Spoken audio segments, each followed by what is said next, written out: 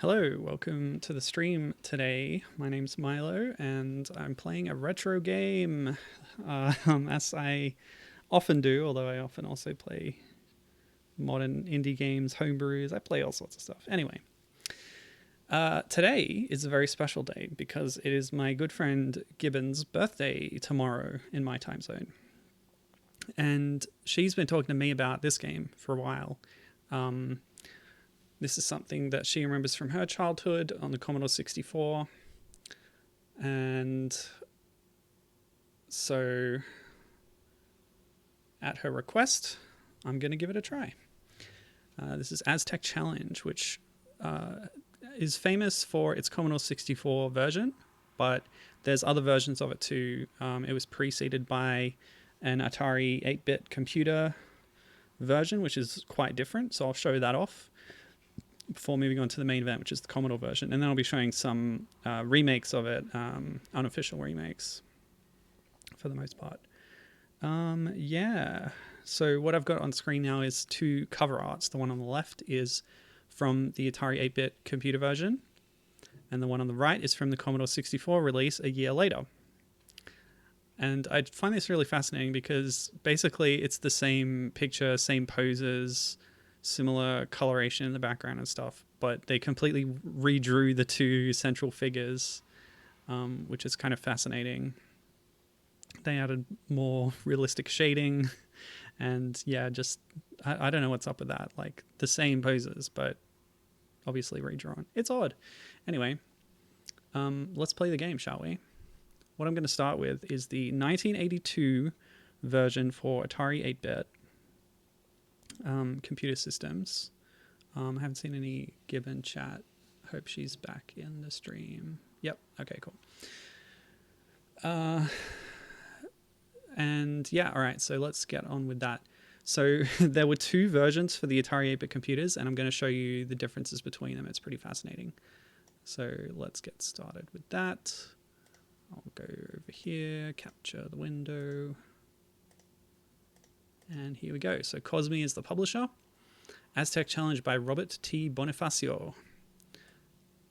He submitted this to sort of a write-in program under the name the Bonifaz.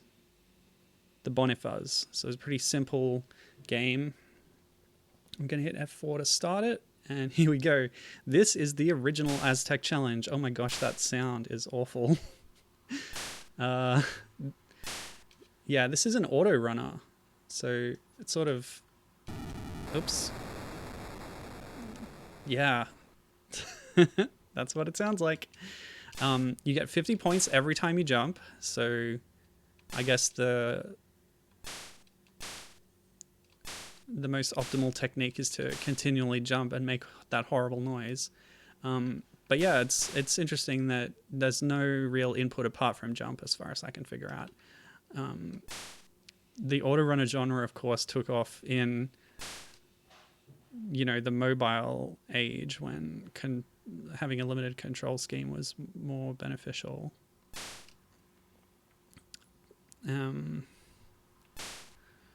So it's interesting to see it back here in 1982, and probably for similar reasons.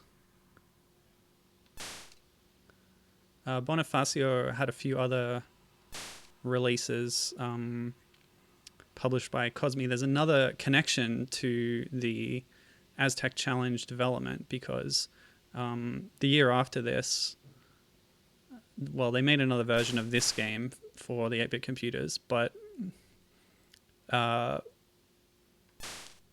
year after this, Paul Norman was working at Cosme and they got him to do a version of it. He kind of ignored this and did his own thing, which is a really interesting thing we can talk about when we look at his version of the game. But yeah, he'd done that again, I think a bit later with another game called Caverns of Kafka, which Bonifacio had as a sort of, I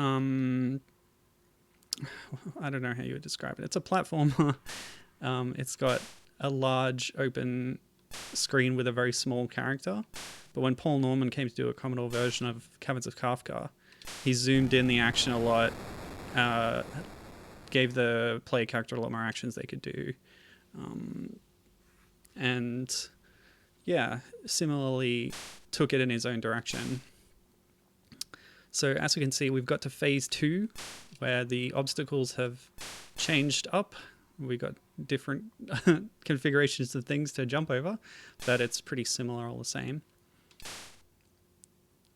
It's just about timing your jumps, which is pretty tricky when it handles like this badly. Gibbon...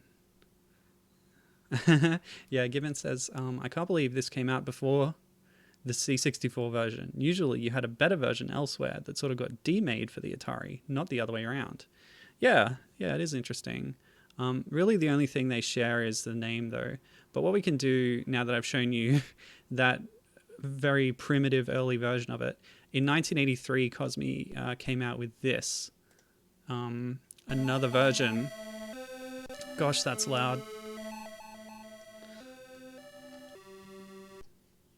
Okay. So it's the same credits, but we have a nice jingle on the title screen. Maybe Bonifacio was given more time, got more experience, and was able to create a more, proper game with better features. We're now given a name for the location. The grounds is level 1 or phase 1. It's still the same in all other respects. It's an auto runner.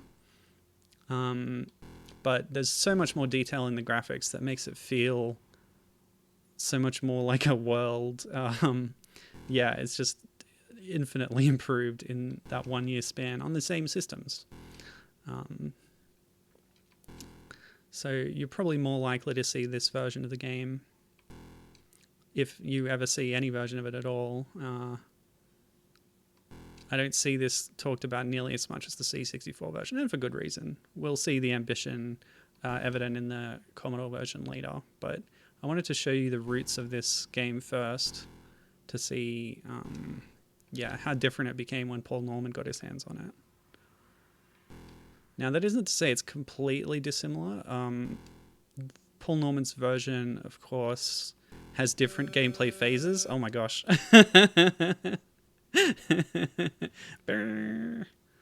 Waggling my legs around.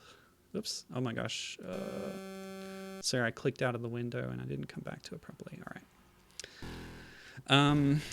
Yeah, Paul Norman's version does have a couple of sections that are sort of auto runners like this, but it's very different, and you'll see that. But yeah, let's get to at least phase 2 for this version of the game. Hello. Midna's on the cushion. It's very cute. Ugh. Okay, cool. Yeah, a bit of sound glitches as well. I really struggled emulating this system. I tried out a few different options. I eventually settled on the Atari 800 emulator. Columns. Oh, right. Yeah, columns. Oops. Yeah, so you can see that in terms of the gameplay, it's pretty similar. The second phase has these kind of narrower settings with gaps that you have to clear. It's almost like Flappy Bird. But with the graphical overhaul, it's just so much more impressive. Let's do one more run. I think I can actually save state, but I'm not going to really bother trying to make too much progress in this. We're really here to see the Commodore version more than this precursor. So I'll just have a quick run through. But yeah, let's talk about the player character a little. With games of this vintage, it can be a little, difficult to make a distinguishable character. They've actually used 2 different colors in an interesting way here, and no torso, which is really fascinating. We had a really basic stick figure for the last version, but in this one it's more detailed with more pixels. I do like what they've done by excluding the torso, giving the important details of the arms and legs for the running animation. But yeah, it is a bit difficult to tell what the character is supposed to be. From the cover art, of course, it's clear that you're a woman running away from a scary Aztec warrior man. Whoa, golly. Instant replay. That's a new feature. It's playing what I just did in fast motion. That's really interesting. I don't know why it's doing that, but great. What a fun little thing. Yeah, so this is an early example of a woman protagonist in a game, a heroine character, which of course was rare at the time and still less common than men in the starring role these days. But what's more interesting is that you are playing as a native person. So the Aztec civilization, of course, was the Native Americans that lived in around the area around what is now Mexico City. So Tenochtitlan was the sort of capital city of the Aztec Empire in the 1500s. And the story of this game, which is, you know, explained on the back of the cassettes and stuff, on the cover labels of the physical game. Up, did a double jump, hit my head on the roof. Hitting your head in the roof is something that is a big problem in Caverns of Kafka, the other Paul Norman game. It's sort of an infamously poorly playing game from what I've heard about it. The anecdotes I heard were that you could jump and get your head stuck in the ceiling of the cave. So that reminded me of that a little bit. Yeah, so the plot of this is the Aztec civilization, who are known for being rampant human sacrifice type culture, are after you to sacrifice you, but you have a chance to escape, and if you do, you will win your life back. It's a pretty basic plot. You know, playing off those sort of cultural stereotypes. But that brings the Atari 800 portion to an end, I think. So let's move on to what we're really here to see, the Commodore 64 version. So that was released in 1983. It was Paul Norman, who was a sort of maverick game developer who had been poached from the ruins of an earlier company, Synchro, who were going out of business. At the time, he was making Forbidden Forest for them, and it became his first game under Cosme. And that's quite well known too. It has a lot of cool tricks to it that make it interesting, graphically and mechanically. I'm not capturing the audio. Oh no, that's working. It's a bit quiet. We're getting that tape noise that's sort of simulated by the Vice emulator for the Commodore 64. Gibbon saying that she also played Forbidden Forest a lot. Yeah, that's really cool. Yeah. It's well known. Cosme actually survived at least up until the mid-2000s and were doing sort of remakes of their earlier games. So Huey, a helicopter simulator that Paul Norman also did for them, got a 3D remake. Forbidden Forest got a 3D installment. Aztec Challenge did not get a 3D installment under Cosme, but in 2003, Paul Norman did a pseudo 3D version of it that he just published on his own website. I'll talk about that later. I won't be able to play it, sadly, because it's sort of lost. Oh, it got a PlayStation release too, as well, says Gibbon. But she also makes clear that Aztec Challenge was her favorite of the two. Nice. So, as we heard at the start up there, it reused that little music sting from the second Atari 8-bit version of the game. What we're seeing now is a sort of demo reel of the different gameplay phases that happen in this game. Let me see. Just going to see if there's any notes I've got here. Oh, yeah. So, despite this being, based on the original game, Paul Norman gets credits for programming as well as concept and design, since it's so different. Gosh. He also did all the music because before becoming a programmer, he was a music, and after his time in games development, music and composing is his main thing. Okay. So we haven't actually seen everything yet. I'll just leave it running a little bit longer. Here's a good thing. I'll read the back of the North American release Commodore 64 box. This is what it says for the plot setting thing. Suddenly, you are in the capital of the Aztec Empire in 1500 AD. You have been sentenced to be a ritual sacrifice to their gods, and your only chance of escape is to complete an obstacle course known as the Aztec Challenge. The UK release is a bit more judgmental. It says this: over the Aztecs broods a shadow of one of the most barbarous and horrible religions the world has ever known. Which, yeah, pretty harsh, but... Each year, the Aztec priests sacrifice to their numerous gods many luckless human victims. Once you are chosen to be sacrificed, you have only one chance of escape. You must compete in and complete an endurance and obstacle course of skill and daring to prove your worth. Now you have been chosen, and now you must discover and successfully conquer the Aztec Challenge. So some of the instruction sheets for these games name drop Tenochtitlan, which of course was as I said, as a city-state in the Texcoco Lake, which was drained, after the downfall of the Aztec civilization by the sort of incoming Spanish colonizers.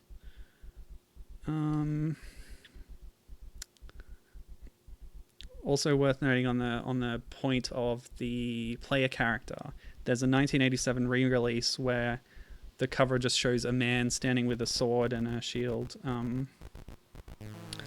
So there's a bit of confusion about who the character is supposed to be, but we're going with the idea that it's a woman. It's the most prevalent artistic depiction.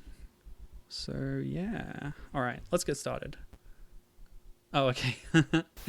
Gibbon was looking up the Forbidden Forest 3D release, but she couldn't find a PlayStation one. Probably was thinking of the PC port, but it was definitely early 3D graphics. Yeah, for sure it was. But speaking of early 3D graphics, you might have already seen it here, but this is, essentially 3D graphics on the Commodore. Oops. Oh, why has it done that? Yeah, I'm still using RetroArch. I'm trying to... Wait a minute. Oh, I've done this before. Yeah, there we go. The Gauntlet. So there's different phases. Each phase has different gameplay to it, unlike the Atari version. Run toward the temple, dodging spears thrown from either side. Pull back on the stick to duck and push forward to jump.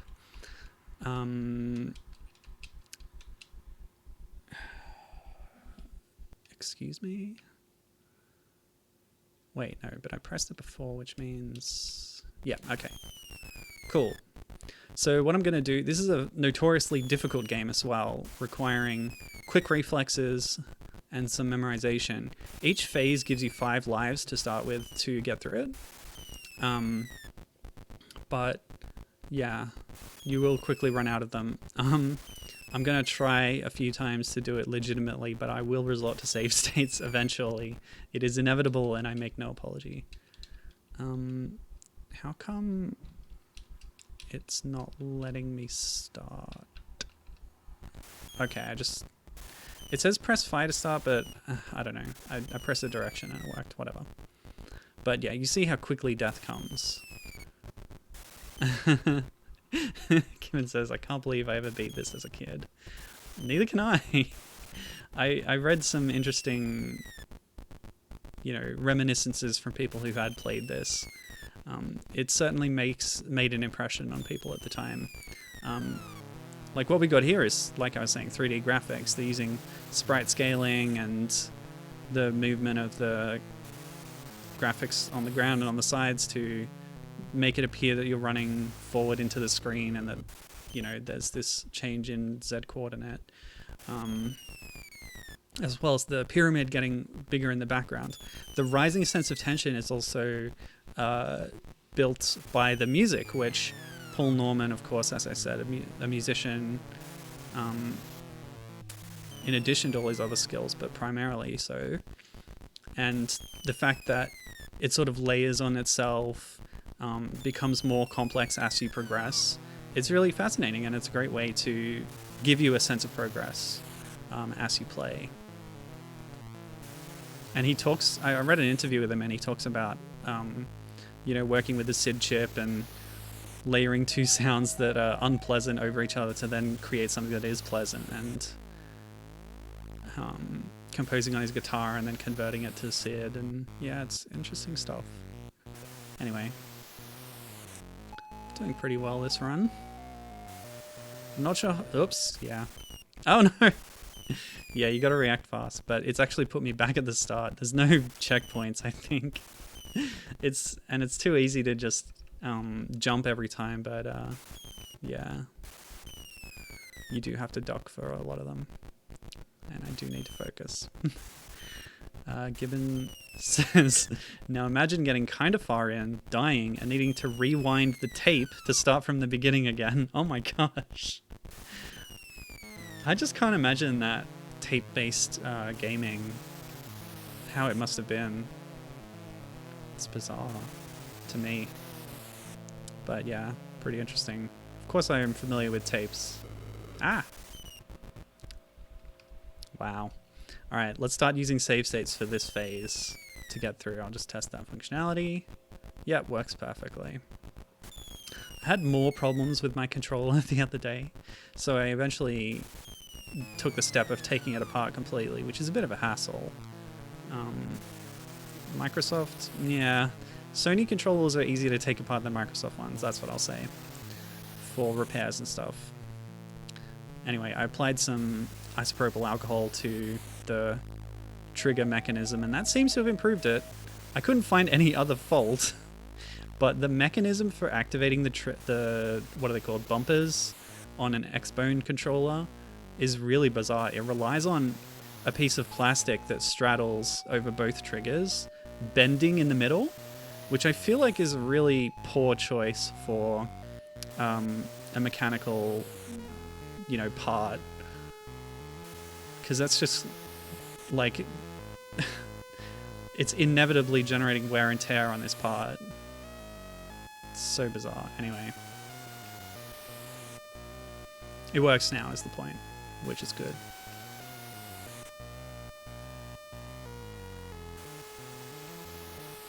And have the spears slowed down, or is it just me? Oh yeah, I was talking about the reminiscences. One of the really interesting ones I read, I think it was a comment on My Abandonware, where a guy, or a player was saying that they were playing this game on their black and white TV because they hadn't upgraded to color or whatever at that time, and certain game elements were just impossible to distinguish through the CRT fuzz and the not having different colors. So they couldn't see the spears at all. They had to memorize the buttons they needed to push and when they needed to push them, just through pure trial and error to get through that first phase. Isn't that incredible? Anyway, we're done with phase one. We've run through the gauntlet in the desert all the way up to the pyramid itself, the stepped pyramid. And so phase two is the stairs. Run up the stairs of the temple while stone blocks are rolled down at you. Push left and right on the stick to move. So this is a pretty standard control scheme then, moving your character left and right in a 2D space. In the interview that I mentioned, Paul Norman talks about experimenting with control schemes. He, like I said, was a little bit of a maverick. He says, by his own admission, he didn't play games. He wasn't aware of what was happening in the industry. He only did things that, that he thought would be cool or fun or surprising, without any, influence or bias from what other people said was possible or what other people were doing in their games. So the ducking and the jumping, pressing down and up. We'll see later on that it gets more unorthodox with the control schemes. But basically, when you only have 4 directions and a fire key, if you free yourself from thinking that you thus need to, have a character moving in 2D space that has 4 directional movement, you can then use those inputs for other things, right?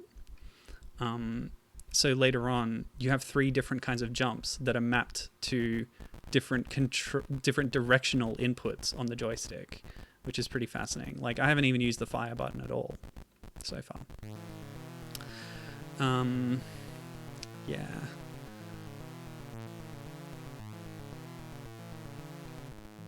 He also talks about like other games that existed weren't an influence on him. What did influence Paul in his interests were films. He just says, I like movies, I didn't like games. So he was trying to make his games as cinematic as he could. And he talks about how the interesting overlap between those things in the modern era and how games are trying to be movies in different ways and it doesn't really work. But it's fascinating at this time, the things he was trying and succeeding at, simply in an attempt to make the game feel cinematic, and having these different perspectives and phases of gameplay as part of that. Relatively simple controls. And I got through that without save states, so there you go. I'm proud of myself. That one wasn't too hard, I guess. Bit of a breather after the gauntlet of the desert. Okay. Phase 3, or level 3, is the temple. Enter the temple through a series of rooms protected by various devices. Hold stick left to stop and right to jump. So this is another kind of interesting control scheme thing. Sounds like it's an auto runner. I don't remember what this is exactly, but I will save my state here and we'll go. Oh yeah, this one. I get it. So this is an auto runner where your controls are press right to jump. Now that was a nasty trick, wasn't it? Bit of memorization here. And you just avoid the obstacles and the rubble and stuff. A little bit like the Game & Watch game Helmet. Oh, we're getting different obstacles? Interesting. Is it randomized, perhaps? We also see that face in the background there. We saw that in the intro to the game. Or on the title screen, rather. It's a sort of abstract representation of the Aztec calendar, which was based on cycles and carved into stone circular tablets. I was reading about their calendar. It's pretty interesting. They're on a 365-day year, but within that there was a 200 and something day ritual year that overlapped it in different ways. And in their... Whoops. On the larger scale, they had a sort of 52-year cycle where certain things happened after that time was up, and there were rituals and such associated with that, religiously and culturally. But greater than that, there's a larger cycle where the history of creation had gone through these massive cycles of ending and rebirth. So this is sort of where we had the idea of conspiracy theory from a few years back that the world would end in 2012 based on, I think that was actually the Mayan calendar, but there's some cultural overlap between those different civilizations. But yeah, the idea in the Aztec system was that there had been phases of the world that had ended and the world had been recreated.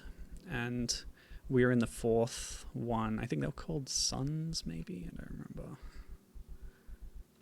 And that the current cycle would end in earthquakes.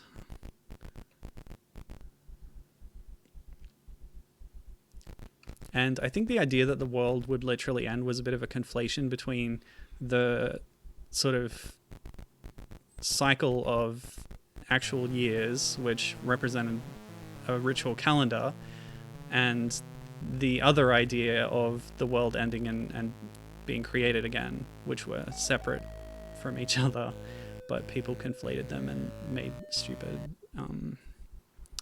conspiracy theories or whatever. So I think the smart move is to stop when you get into each room, because those pits, there's that trap pit that will open underneath you if you walk into the room. I don't know what those are coming out of the floor. It kind of looks like crocodile jaws, maybe. Yeah, this one. Gibbon says this is the pitfall type one. Oops. Nuts. Yeah, Pitfall's another popular early platform game.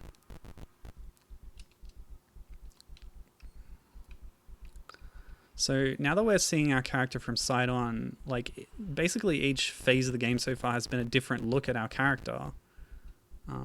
Running from the back, climbing from the back, and this one's from the side.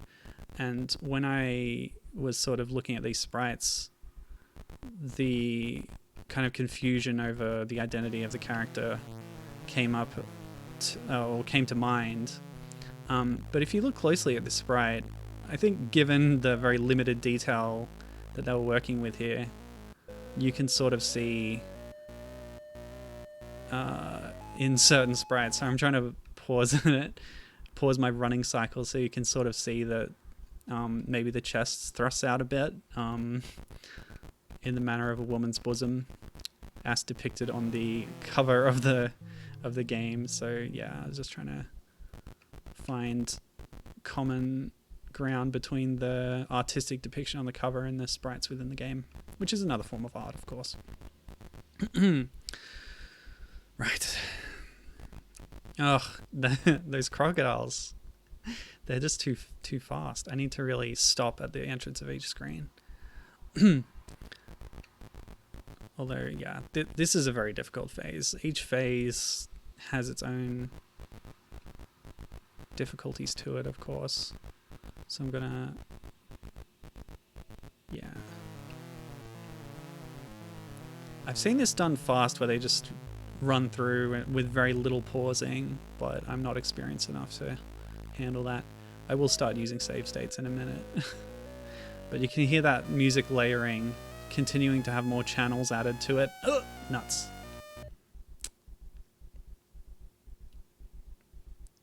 Yep.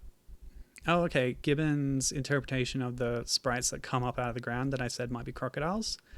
She says that she always took them as saws. Yeah, I can see it. It is difficult to tell. So I'm going to save state at each room now. Can get through this easier. Gibbon says about the sprites. You have this issue in other early games with limited sprites. See, my arguments with people about Rukotsky, which is a good point. Rukotsky is the skeleton dragon, the bone dragon who is the final boss of... excuse me? I was killed by something there. Yeah, the final boss of Getsufumadan, whose human form is looks like a woman. Normally, she looks like a giant bone dragon. She's a demon made of bones. You know how it is. But yeah, it's a good point.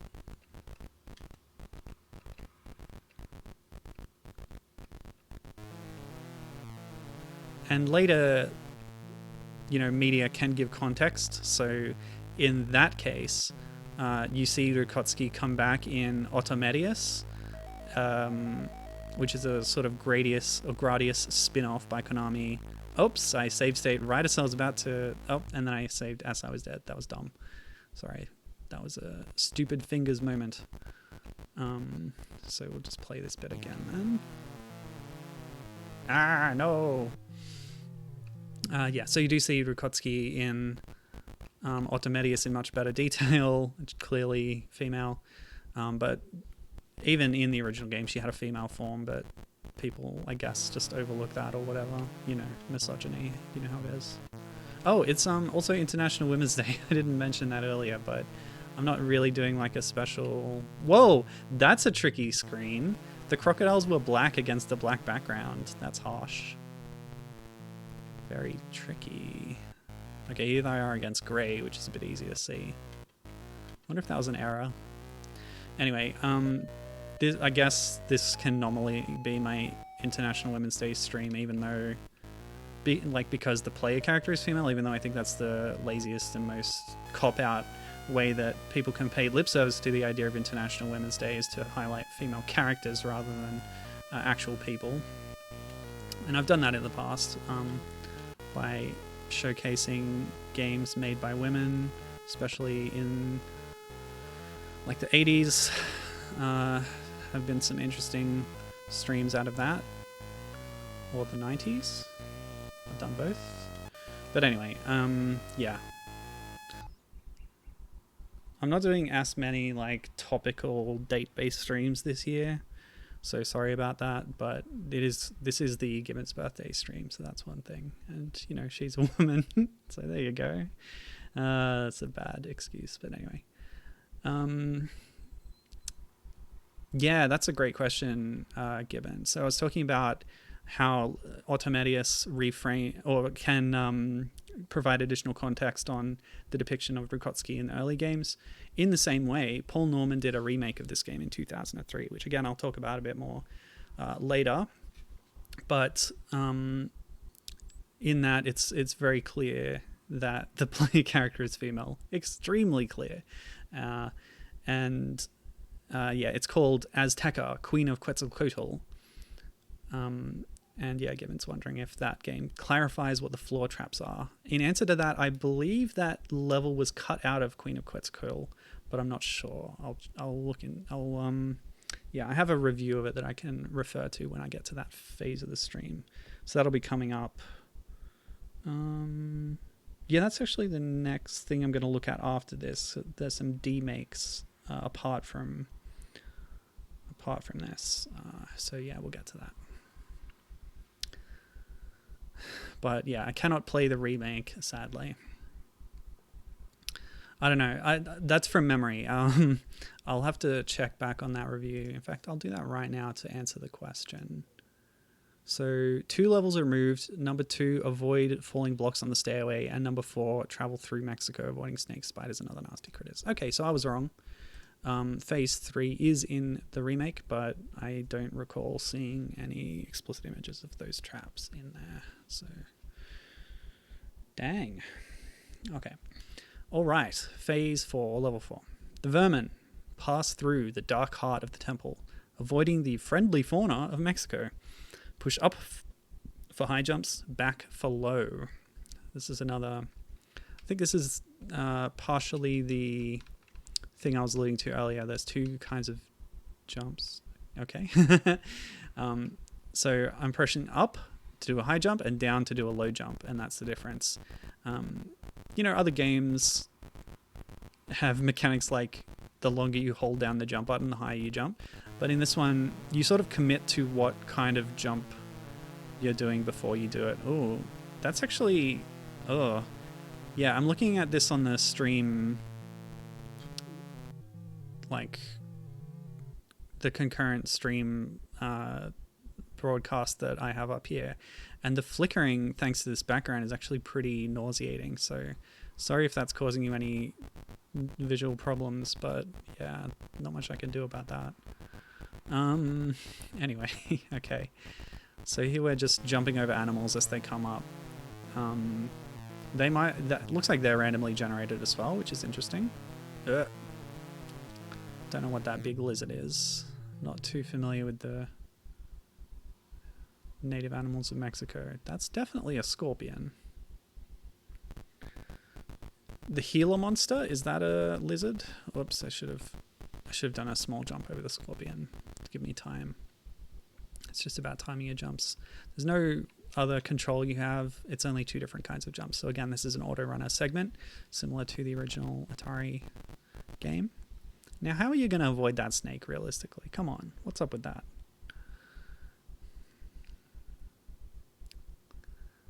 Okay.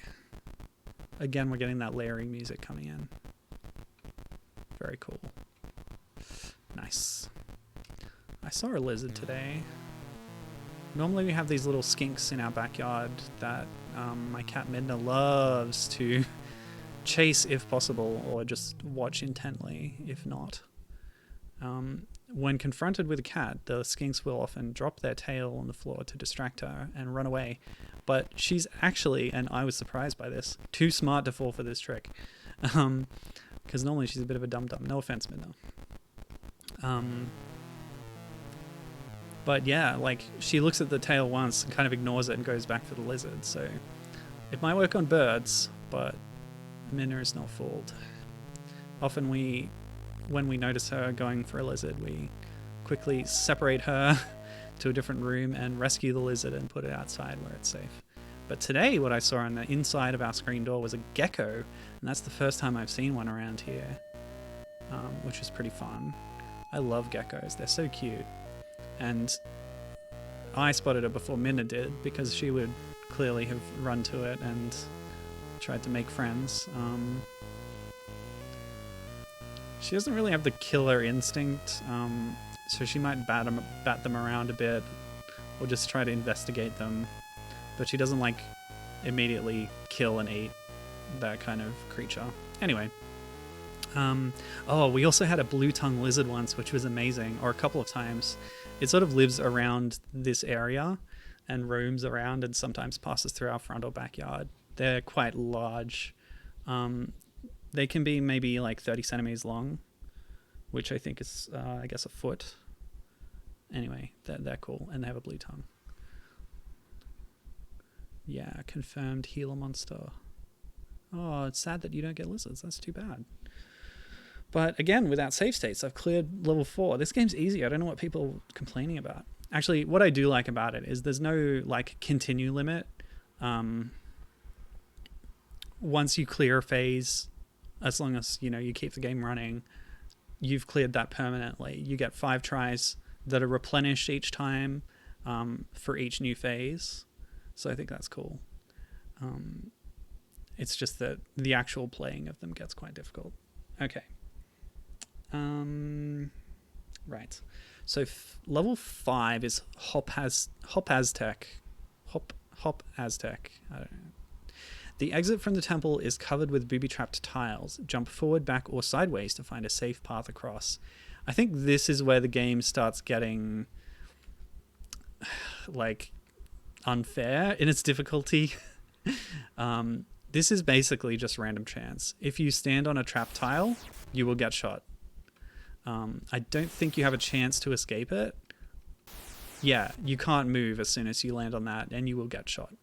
So it's just about using your stock of 5 lives to trial and error, die to find out what the safe path is, try and remember it, which I've just failed to do, and then, yeah, try and get through in one go.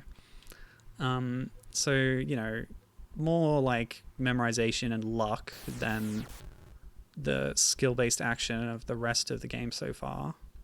But hey, it's an experimental game with different phases, and I think that's pretty cool and ambitious. So, here. All right, here. Fingers crossed. Hey, there we go. We made it. Luck. I did it. Yeah, Gibbon admitting that this one is BS.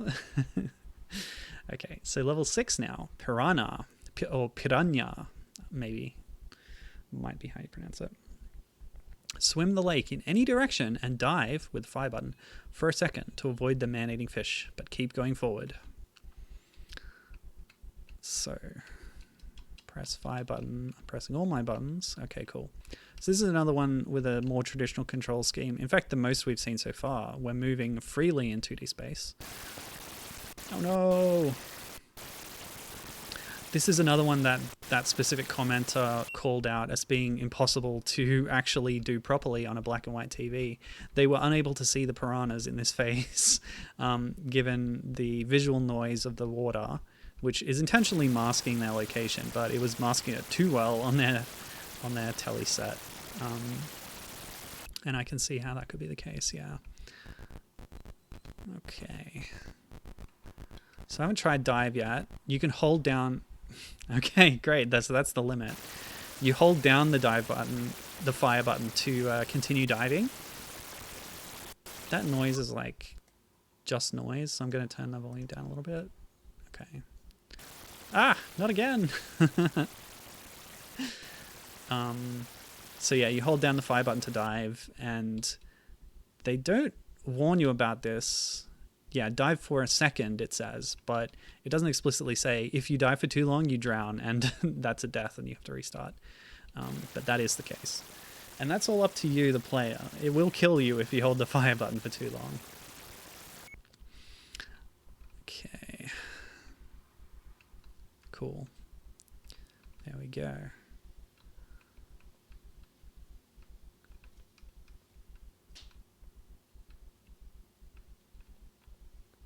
So let's try that. Oh, I was just about to try the fire button to avoid those piranhas, but they were too quick for me.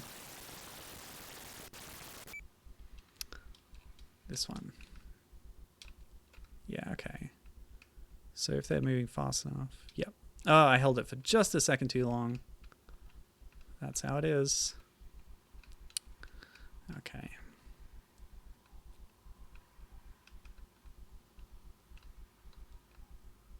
Oh no, have I run out of things to say? I guess since we're not playing through the remake, I'll talk about it a little bit more. It's very mature rated, I would say. So even if I was able to play it, I was tossing up whether or not I would actually do it on my stream, which is usually a family-friendly environment, because the remake, Aztec, Queen of Quetzalcoatl, is very much not safe for work for a number of reasons. There's like... Is it okay to talk about things for ratings purposes if you're not showing them? I don't know. Let's say violence and nudity and stuff. But anyway, yeah. If I was able to play it, I was definitely going to declare this a non-family friendly stream, a not safe for work stream, and play through the whole thing. But it is lost. I can't access it. So I'm not playing it. So that's not a problem. Anyway, the fact that it's missing is a problem for game preservation and stuff. Given how popular this game is, it's a real shame that the remake by the original creator is now inaccessible. The reason being that it was made in Flash, and Flash is now gone. And with Flash being gone, it's been removed from its site that was hosting it. It was still accessible as late as a few years ago. So if I hadn't dawdled so much on this stream, I would have been able to play it, and I regret that. But yeah, all we have is the intro of it that still exists on the Internet Archive Wayback Machine backup of the site that it was hosted on, but it doesn't have the additional parts. It would dynamically load in different SWF files for the different levels, and those individual level files are gone. I'm not going to show you the intro because it's it's got explicit nudity that I thought was probably not a great idea to show, but I'll show you a little bit of the landing page prior to the intro. Which will give you something of an idea of what that game would have looked and played like. Okay, I'm going to start abusing my save state capabilities mid-level now, considering the difficulties I'm having, and I'm just moving around to avoid the piranhas. I'm barely diving. I'm not diving at all, really, because it's so easy to accidentally dive for too long while waiting for the fish to pass and losing your progress that way. So it's... well... I'll load my state. Yeah, it's very easy to overshoot your dive. And just the visual noise is really distracting, which is its purpose, to be fair. It would have been maybe even more distracting on a CRT screen because of the blurring effect. I do not have the scanline features enabled for an approximation of what that would have looked like. Sorry. Also, apparently no music for this run. I don't know why. It was playing on previous runs, but it's not currently. Oh! Oh! I thought I was just advancing, but no, you actually have to manually advance by going to the top of the screen and then scrolling on to the next one. I think? Well, that's what the music is suggesting to me.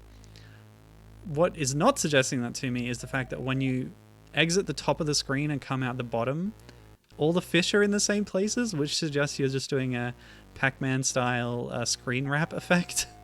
But no, I am progressing through the river. It just so happens that the next formation of piranhas is exactly the same as what I've just left behind, I guess. That's a little confusing. Okay, never mind. The instructions did say to keep moving forward, so I guess that's what it was trying to communicate, which I did not pick up on, sorry. Oops, what happened there?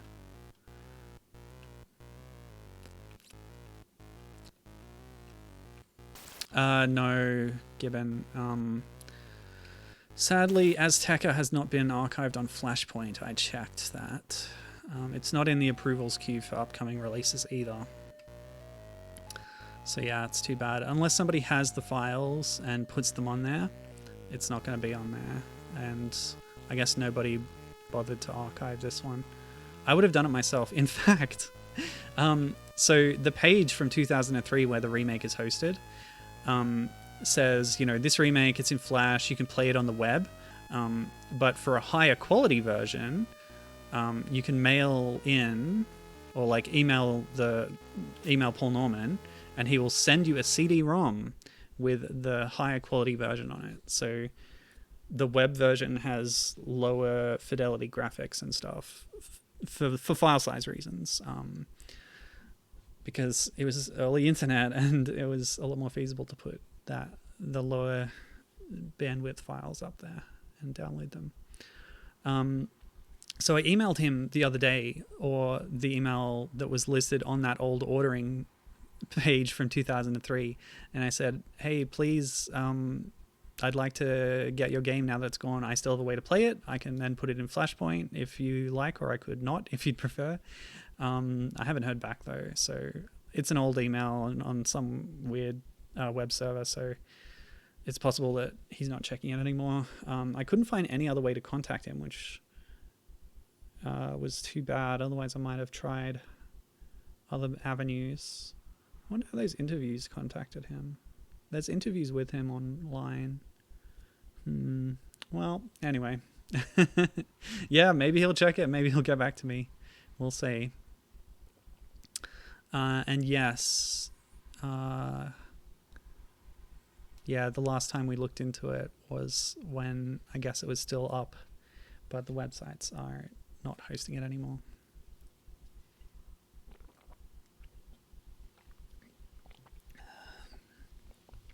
It's too bad. Very sad. Okay, level 7. The bridge. Freedom is a hop, skip, and jump away across a narrow bridge over a deep ravine. Back is a low jump. Left, medium. Forward, high. So I think back means down and forward means up in this case. Imagine you're holding a joystick and you're pulling back towards yourself, pushing forward. So that's the nomenclature that he's using there.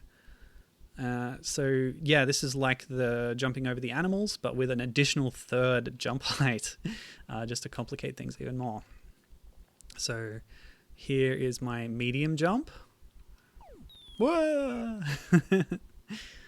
Here's my low, no, that's my higher jump, and that's my low jump. So you can see the 3 different speeds there. Again, it's an auto-running kind of system. I expect that the different jump heights are for the different size gaps. Yeah, so that's a good way to think about it, is you press up if you got to jump over 3 at a time. If it's 2, you press left. And if it's just 1, you press down. Okay, we can get a handle on that. Oop. I swear that I'd started my jumping animation there. Also, I'm surprised I didn't realize at first that several of these game phases reuse the sprite graphics for the play character. So that's cool. There are different phases, of course. The swimming one, again, was a different perspective. but it at least keeps some consistency between them. Okay.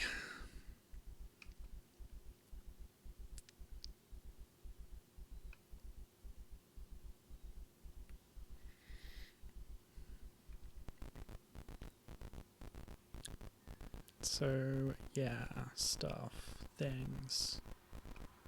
I guess since we're talking about the remake, I'll also go into a bit how the plot was sort of changed.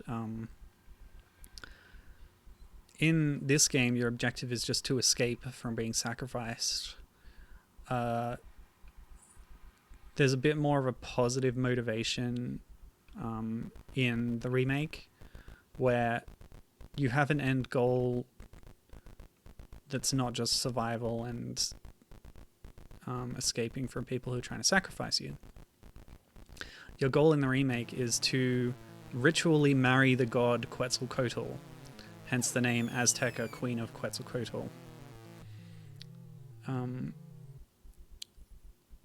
So the heroine character in that case is...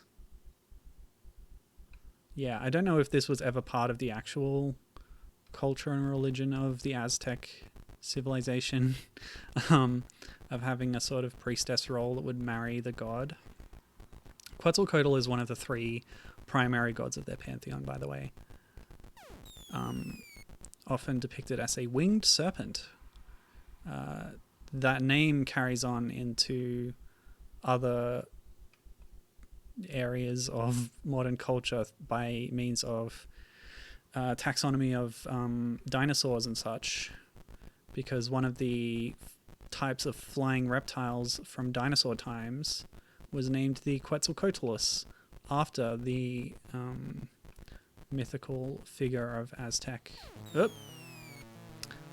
mythology.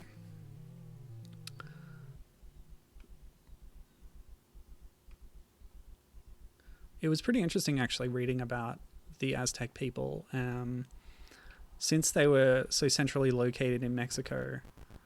When the Spanish conquistadors came and colonized the area and did all the horrible things that colonizers usually do to native people, like after that period, it was interesting. Mexico gained independence from Spain in the 1800s, and when they did, or since they did,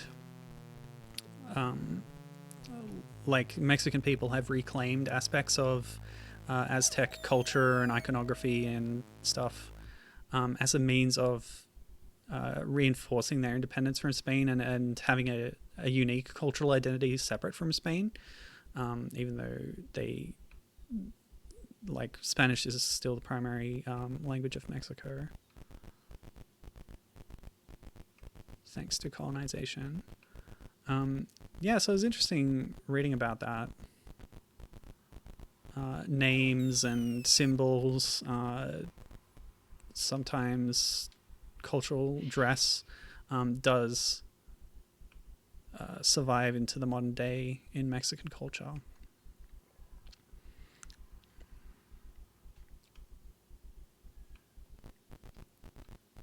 Also, there is one thing I wanted to talk about the culture of the 1500s, is the human sacrifice thing. It's not clear to me that this sort of... It's implied that, like, you were chosen by a lottery or, you know, or whatever means to be sacrificed and given a chance to escape from it. That's the premise of this game. One, I don't think people would have been given a chance to prove their worth to escape this process, but also yeah, I was reading that a lot of the ritual sacrifice that they did was on enemy combatants of other peoples that they had conquered in war, which is a very different kind of reason, or like different reason for doing it than this sort of populist depiction of the practice.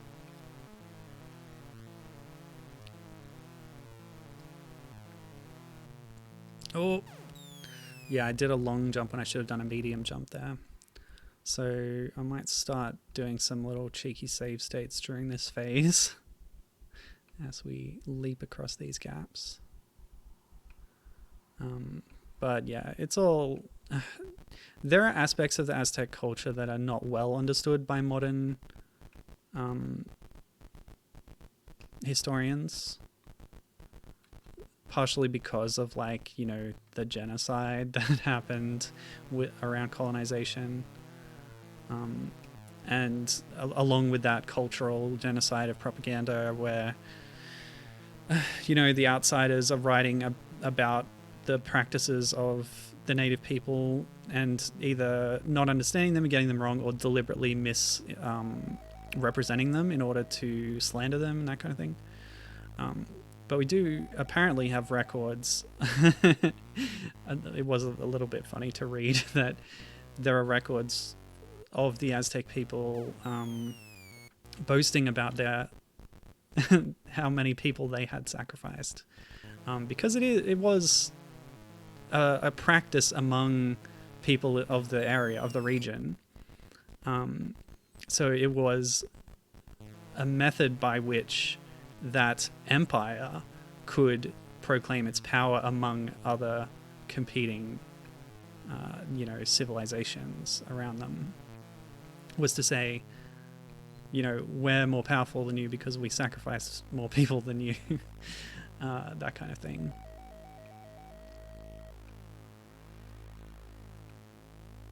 So they admit it. It's not just slander that they did this. Anyway.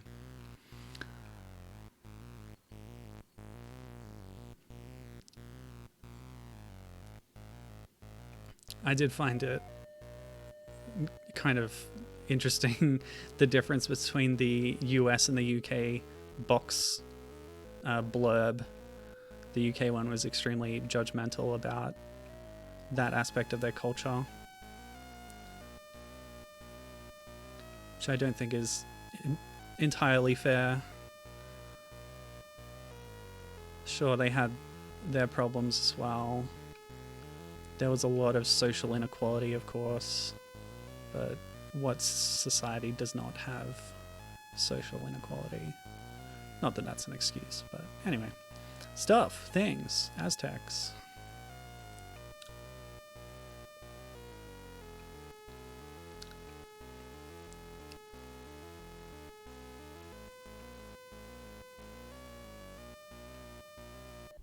Okay, we actually finished that halfway through a jump. It just sort of abruptly ended. The end point was just put there. Okay, a little odd. Okay, take a drink.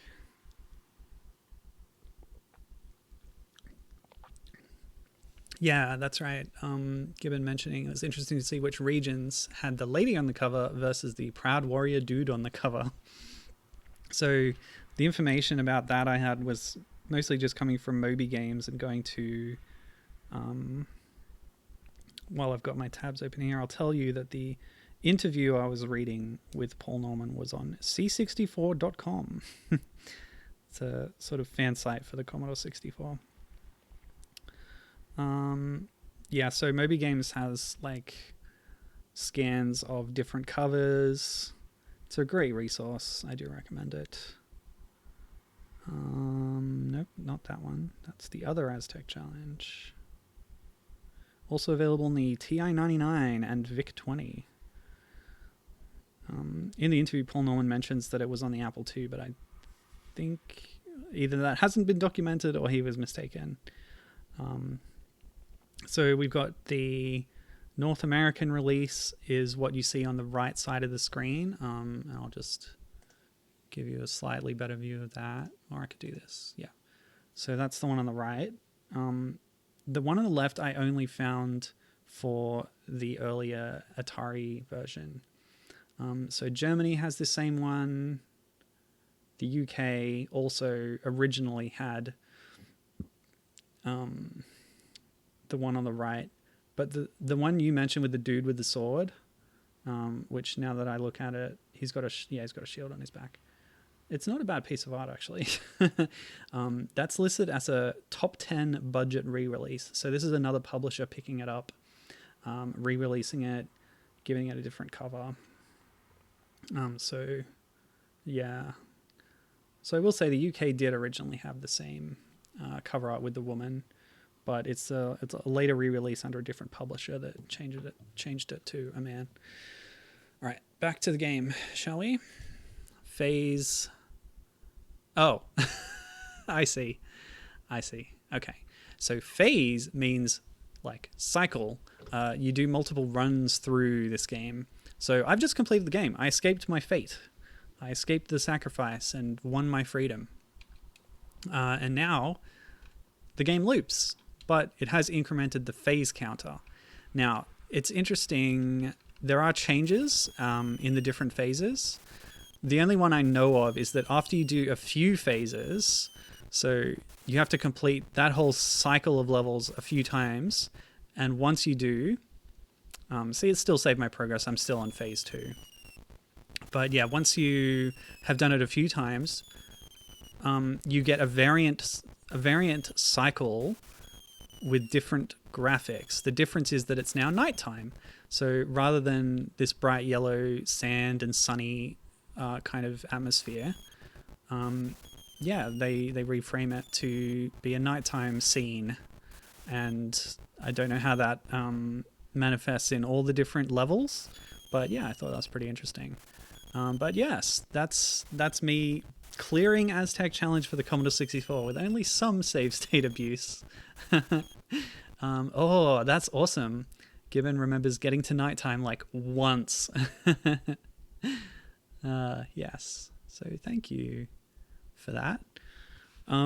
Great recommendation. I'm really fascinated by, the experimentation that Paul Norman was doing here with the different game phases that have different gameplay and doing different things with the controls just based on the specific actions you would do in that phase. It's almost like, mini games, WarioWare micro games, something like that, but with a consistent theme. Pretty cool. So now that I've, defeated the challenge of Aztec Challenge, what I'm going to show you now is some of the remakes of the game, and demakes, in fact. So this was a very popular game on the C64, and inspired a lot of people to create their own versions. So first off, what I'm going to show you is the official remake from Paul Norman. Well, not official. He couldn't give it the same name. I guess Cosme still had the original name. But what I'm going to do is launch my Basilisk client that has the built-in Flash player still active, which I've done on stream a couple of times before. Where'd it go? Sorry. I can't talk and navigate a file system at once. What am I? Some kind of super genius? Okay, here we go. Basilisk. So like I said, this is... Oh, it didn't save my history. How do you tell it to, like, save the windows? This is a Mozilla variant, so... It should have the same... whatever. Anyway, I'll just go in my history. Can you believe this? What are we reduced to? Okay, so this is all like the attempts that I was making at trying to get it to run. The most recent ones should work. Yeah, I saved the Flash files as well. So I'll just briefly show you what the Flash version of this remake would have looked like. This is the sort of ordering page that would open up before the game started. So you got that music. Azteca, Queen of Quetzalcoatl, the thrilling adventure of a young Aztec maiden forced to run a deadly gauntlet of incredible challenges to be chosen as the next queen of the Aztec Empire. Available now on CD-ROM. Azteca Queen of Quetzalcoatl, a brand new graphic adventure game from the author of the classics Forbidden Forest and Aztec Challenge, is presented online in medium quality graphics and sound to limit the download time required by each episode. Due to file size and depending on your connection speed and service, an average game segment can take from 1 to 5 minutes to start playing. This is in 2003, of course, dial-up times, I guess. Each episode is selectable and is downloaded separately. For the high-quality graphics and stereo soundtrack version on CD-ROM, email Digitarius to order for only a small shipping and handling charge. Enjoy! There's a quote from the creator Paul Norman. "This is the first in a series of games that I hope will capture the charm, imagination, and gameplay of the classics while taking full advantage of the sound and graphic capabilities of a platform that's free for everyone." I'm not aware personally of other follow-ups to this, but yeah. So this might have been it, but you can see some like previews of the same kind of gameplay phases we just went through. Just that there's a lot of fully modeled nudity, which is interesting. So crocodiles eat you in the piranha phase. You can see running across a bridge, the gauntlet, the trap rooms on the interior, the other trap room where you jump from tile to tile. So the one thing that's not shown is, I guess, it shows the trap room, but not what those saws look like in proper 3D. There's a spear coming in there. So that's really all we have. There's an intro that sets the stage for the story and sort of zooms around and has some graphic depictions of the setting of the game and the main character, but that's all I'm going to be able to show of it. Gameplay is not available, sorry. Yes. Okay. Oh, and they added a new thing. So one of the new phases they added, actually, I'll show you this. So there's only really 2 sources I could find online that talk about this remake at all. One is a review by Desgiga on glorioustrainwrecks.com, which just gives an overview of their impressions of the gameplay. This one is more a list of features. A re-implementation of the game by the original designer. There's gameplay differences from the original Commodore 64 version. Main character is female. That's not a difference. That's not a change. This is a misconception that the author of this page has put in. The main character was always female. There's 2 levels removed, avoiding the blocks on the stairway and traveling through Mexico, avoiding snakes, spiders, and other nasty critters. But there's 1 level added at the end, a sword fight against another potential applicant for the position of queen, I guess. The bridge now precedes the lake and has vultures as an additional danger to avoid, ducking instead of jumping. Levels may be skipped and do not loop, and there's a final victory sequence.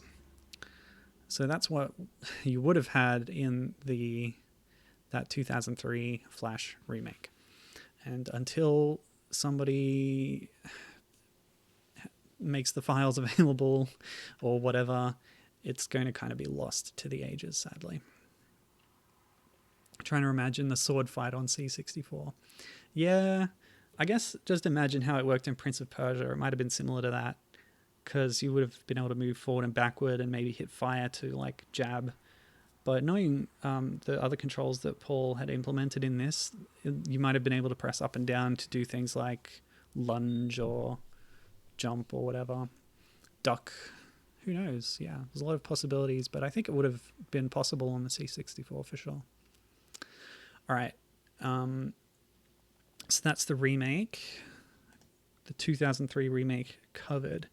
Let's try out some other unofficial remakes and demakes. What do you want first, a demake or a remake? Considering the time, I want to invest more time in the next remake, and that's chronological anyway, so we're jumping to 2005 now. This is a thing that exists. As long as I can capture the window. Here we go. Okay, so this is 2005, an unofficial remake by Trevor Smiler Story. Was originally hosted at merseyremakes.co.uk, a website that is now defunct, but this download has been mirrored on, I think I got it from archive.org, so that's nice. Are you ready for the challenge? Original by Cosme, 1983. That's the publisher. Of course, it was made by Paul Norman. Smeela presents Aztec Challenge. Press space to start. Oh wait, did I set up a control scheme for this? No. Esc to quit. Big hellos to the mod archive. Okay, I'm just gonna... Space. Okay. That will work. Just getting a button profile here.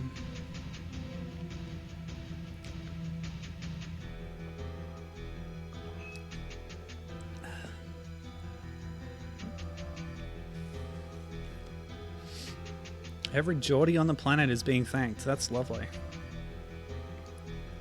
Good on the Geordies. Okay. Nope, this button, this button, this button. The gauntlet. Run toward the temple, dodging spears thrown from either side. Press up to jump and down to duck. Space to continue. Amazing. What I love about this is the combination of 3D and 2D graphics. So my player character is a 2D sprite, whereas the other people on the sides of the gauntlet here are fully 3D modeled. It also results in very different style of shadow, where I have the big round spot shadow, and they have these sort of, you know, quote-unquote dynamic or realistic shadows.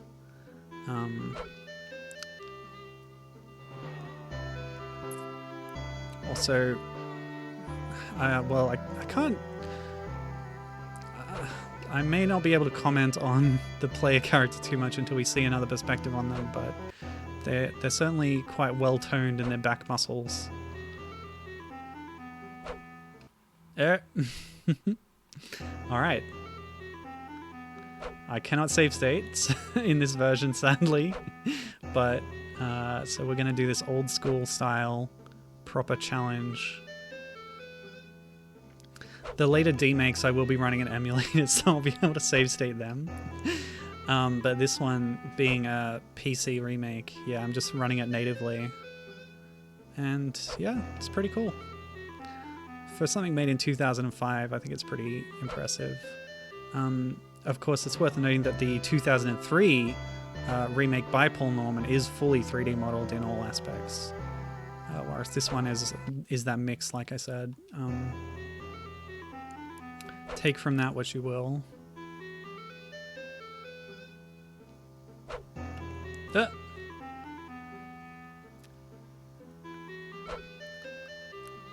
course, the pyramid is still increasing in size as the original did, but it's a little bit like it's going in steps instead of smoothly enlarging.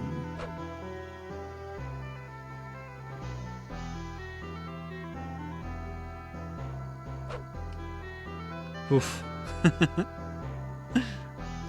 was waiting for that one, but I didn't get that one.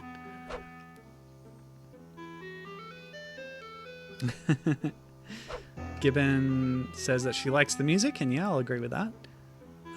But also, she now understands why that one forum thread said, like most freeware remakes, it doesn't have the same charm as the original for me, even though it sticks close to the same formula. Which, yeah, that's a fair criticism.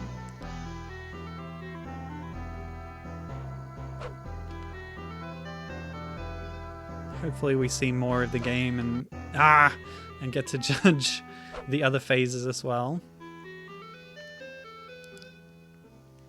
We might be here for a while. Let's get comfortable. So my score is still increasing through the lives, but I think progress is completely reset. Sadly.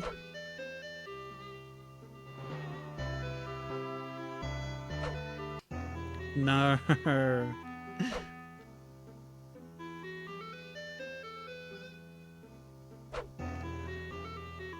I'm thinking of ways I could give myself a minor edge here. And if I mapped jump to a different button rather than up, I might be able to get a slightly better reaction time on it because I'll be using 2 different hands for the different functions. So I'll just set that up for myself right now. Just put some controls in here. So I'm using joy to key. So my X-Bone control will be mapped to keyboard buttons. So this one I want to be up. We can set up other phases later.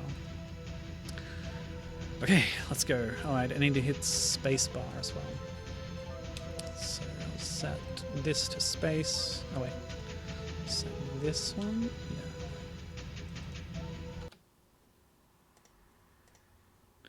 Yeah. Okay, here we go. So now I can jump. Cool.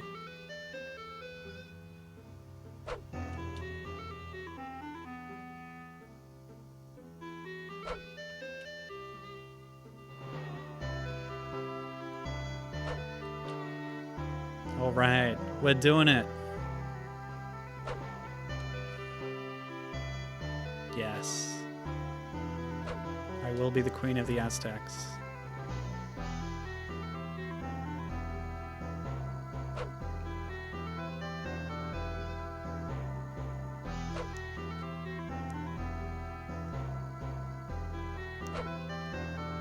All right, yes. This definitely did help.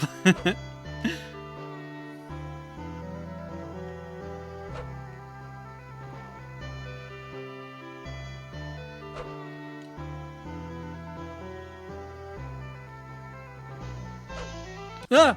Oh no!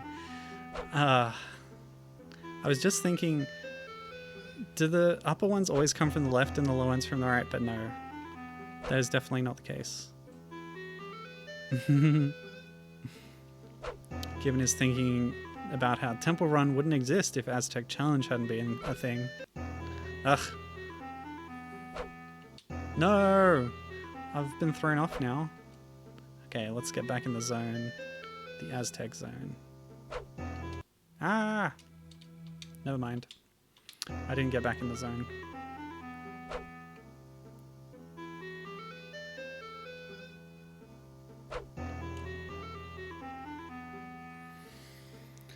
Oof.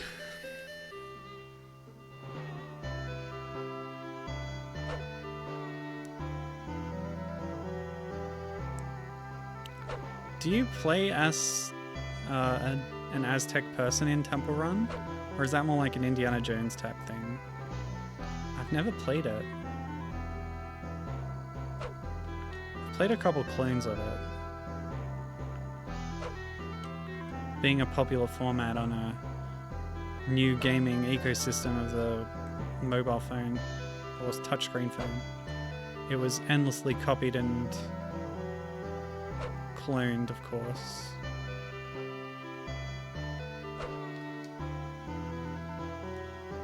Yeah, more of an Indiana Jones thing, yeah. When was the first Indiana Jones film? Ah, no! Raiders. When was Raiders? Oh, okay. The temple in Temple Run is actually generically Cambodian, says Gibbon. Oh. Alright, I left the zone. Let me re-enter that zone. Okay, we're there.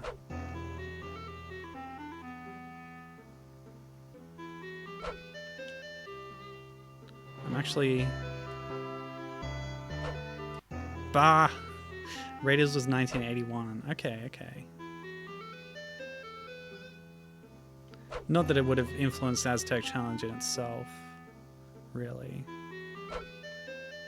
So I don't know why I even asked that, but anyway.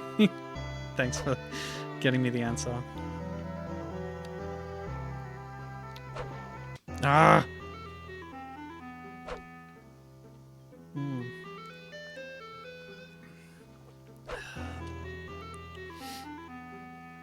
Pretty weak little jump, I gotta say. No! Okay. Yes, I'm ready.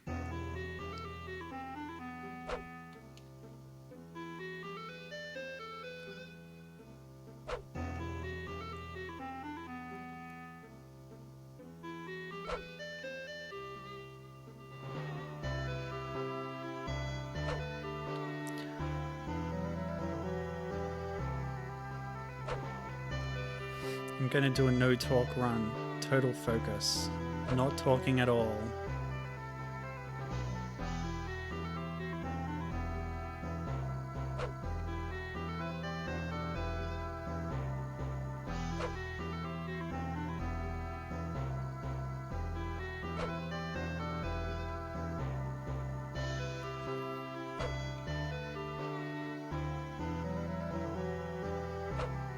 Ah!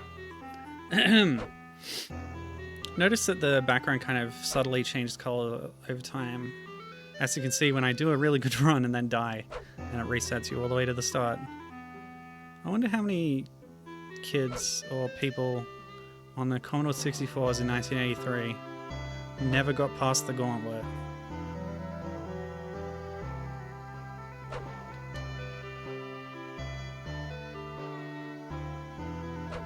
Oh no, I did it again. Once you press duck, you're committed to it. You can't change your mind and jump afterwards. You have to go through the ducking animation.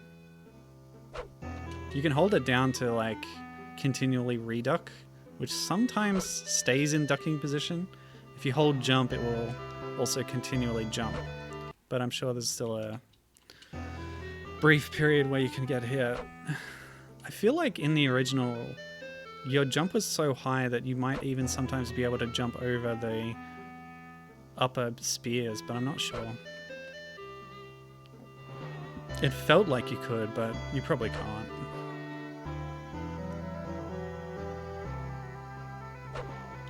Bah. I wish they had a different sound or something. That might be asking too much.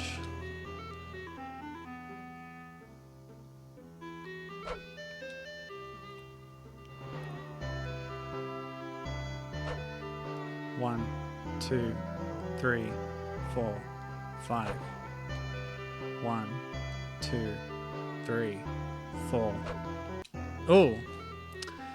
Trying to determine if the period between spears is always the same length of time.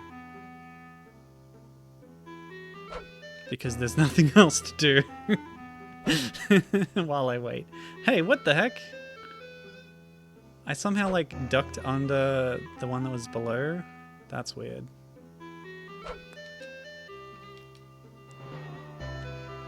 I did also press the jump button, so maybe it did a tiny little jump that somehow cleared the spear while doing the duck animation. I don't know, that's interesting.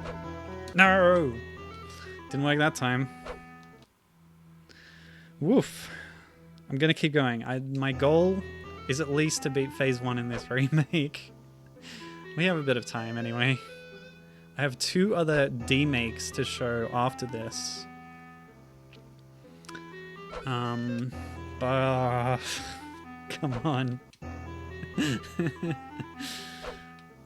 Okay. It's just, you gotta react so quick, but because you're sort of on a hair trigger waiting for the spear to come, you can accidentally react the wrong way, you know what I mean? Like, oh, react right now, but you have 2 options and you sort of commit to whichever one you're doing. So if you do the wrong one, yep, that's it.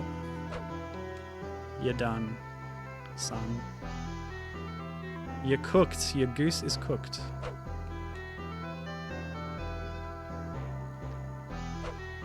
Ugh, bugger. Okay.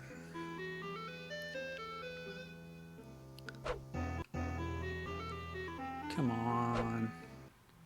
Ooh! See that? I did a duck too early. My head came up on the very butt end of the spear, and that killed me. I will take issue with that. I don't think that's very realistic. I wonder...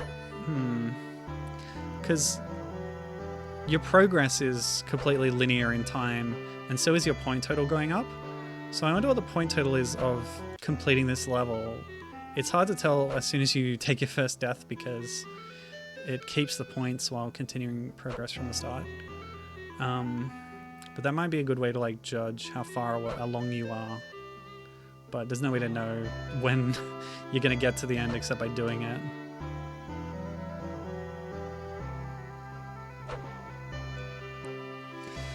Okay, whoo, limber up. Bugger. So, Gibbon, you've been playing some Elden Ring? How's that going?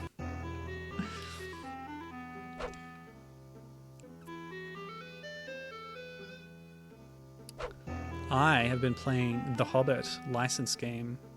Well, not really licensed. Okay, yeah, it's licensed from the book. Released in 2003. I played the PS2 version, and then I played the GBA version. And I feel like the GBA version was better, or I enjoyed it more. For a number of reasons. I can't be bothered thinking about them right now. Too much of my brain space is being used to react to spears right now.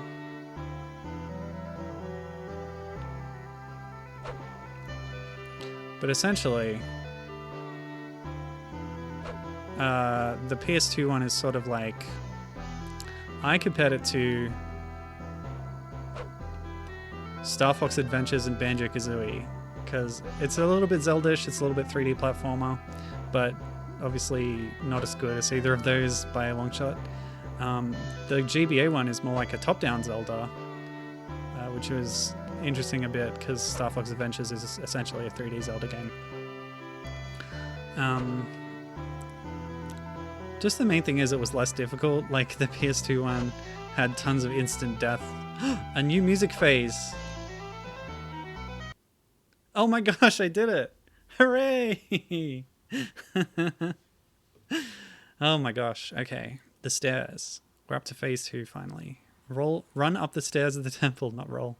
While stone blocks are rolled at you, use arrow keys to move. I can do that. Okay. Same perspective on the character.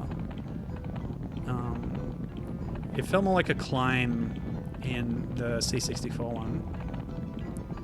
Nice shadowing on the left. And the blocks look like 3D objects, or at least pre-rendered, which is kind of fun. And yeah, as before, this is an easier challenge than the last one, which is good. I will note that the protagonist is actually lower on the screen, which helps a lot with reacting to these falling blocks. On C64, she was like almost halfway up the screen, which just gave you that much less time to react to the falling blocks. So this is a little easier even than the original. There we go. No worries, first try. The temple. Enter the temple through a series of rooms protected by various devices. Hold left to stop and right to start. Up to jump, which I have mapped to my A button. Or yeah, A. Okay, so... Okay, that looks like a pretty manly man there. So confirmed.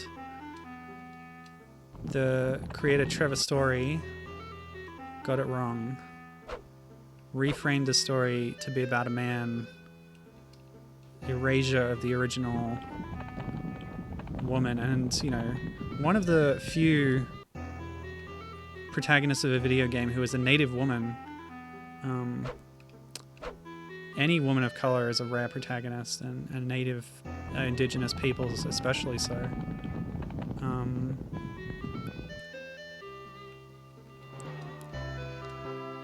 I did a little bit of investigation of that a while back into Australian Indigenous characters in video games. So I'm not sure about American Indigenous, but there we go. We'd clear that one too. There were no saws or crocodiles there. All good. Gibbon has given me claps in chat. Thank you. Okay, so speaking of really, really old PC games and The Hobbit, when Gibbon first got the internet from an AOL coaster, or that is to say CD-ROM, that arrived in the mail, she would go to the AOL Kids Game Center site, and they had a freeware game called Mordor. There was an early first-person dungeon crawler like Etrian Odyssey or Ultima Underworld, and it was blatantly using Lord of the Rings stuff. Oh, fascinating.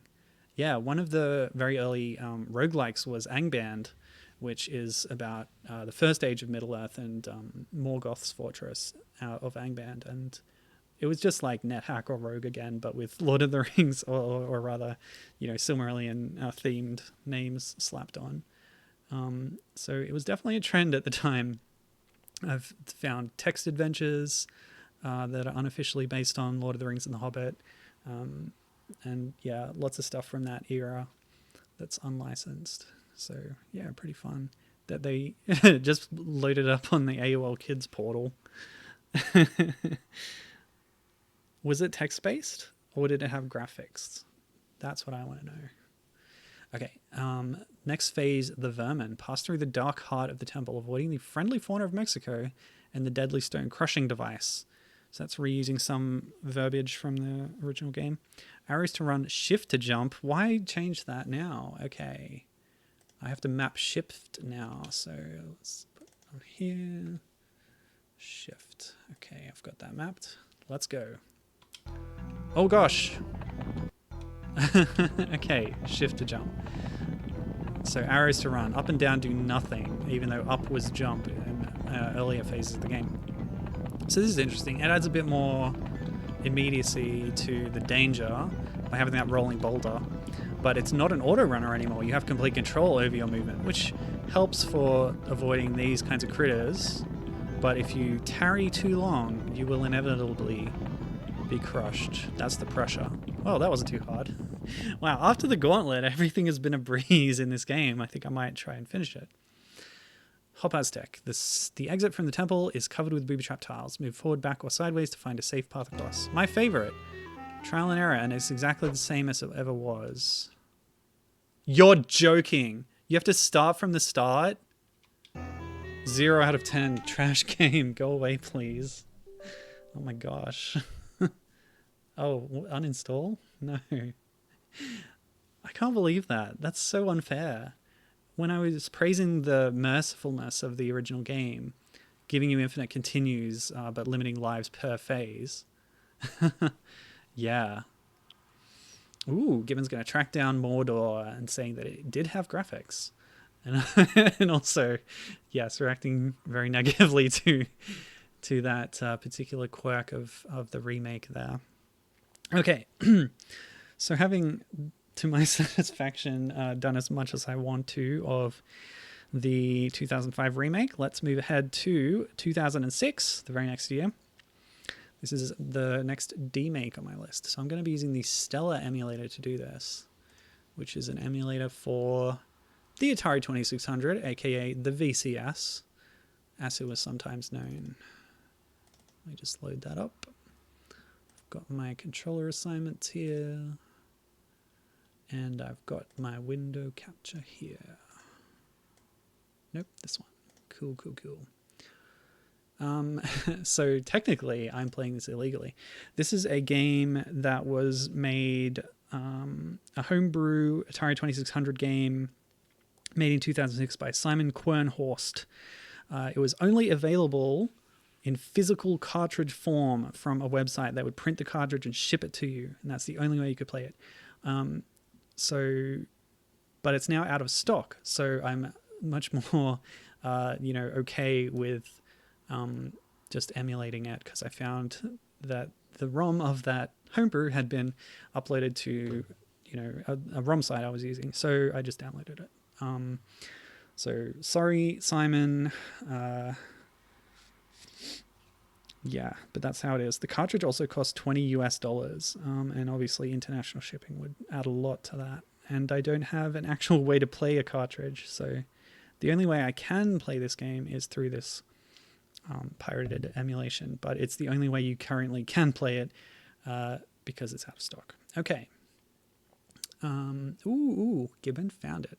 The full title of this dungeon crawler game is Mordor, Depths of Degenol, Degenol, which I don't think is a Tolkien name.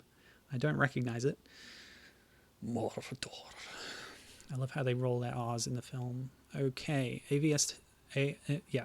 So Aztec Challenge with VCS inserted into the name results in Aztec Challenge. AVCS Tech Challenge is the name of this homebrew.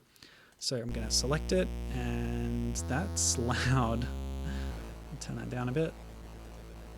Oh, spooky. Very spooky. Oh my gosh. I will describe that as noise. Oh, Noise by Paul Slocum. Okay, now that there's a bit of space between the notes, that's a little bit better. It's more more manageable on the ears. Not manageable, friendly. Oh, wow. Oh, okay.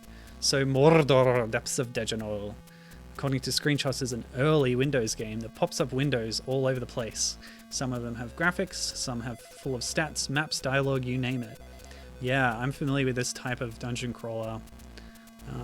Early computer RPGs that had everything in separate windows, all the different information sources. It's pretty interesting interface design. Alright, let's go.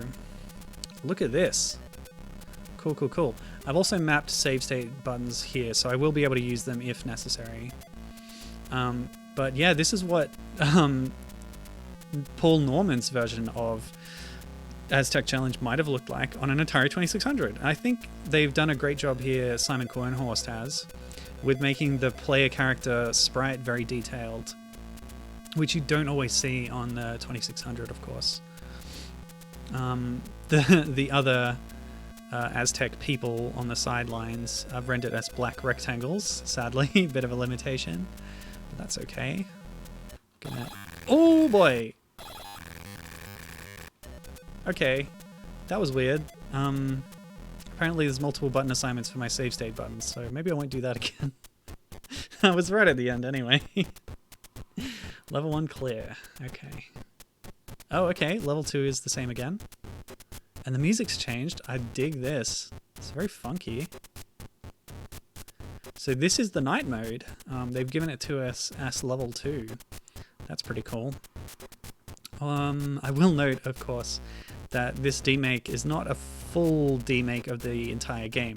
It only contains 2 levels. They cut a lot of the content, but as a proof of concept, it's kind of fun.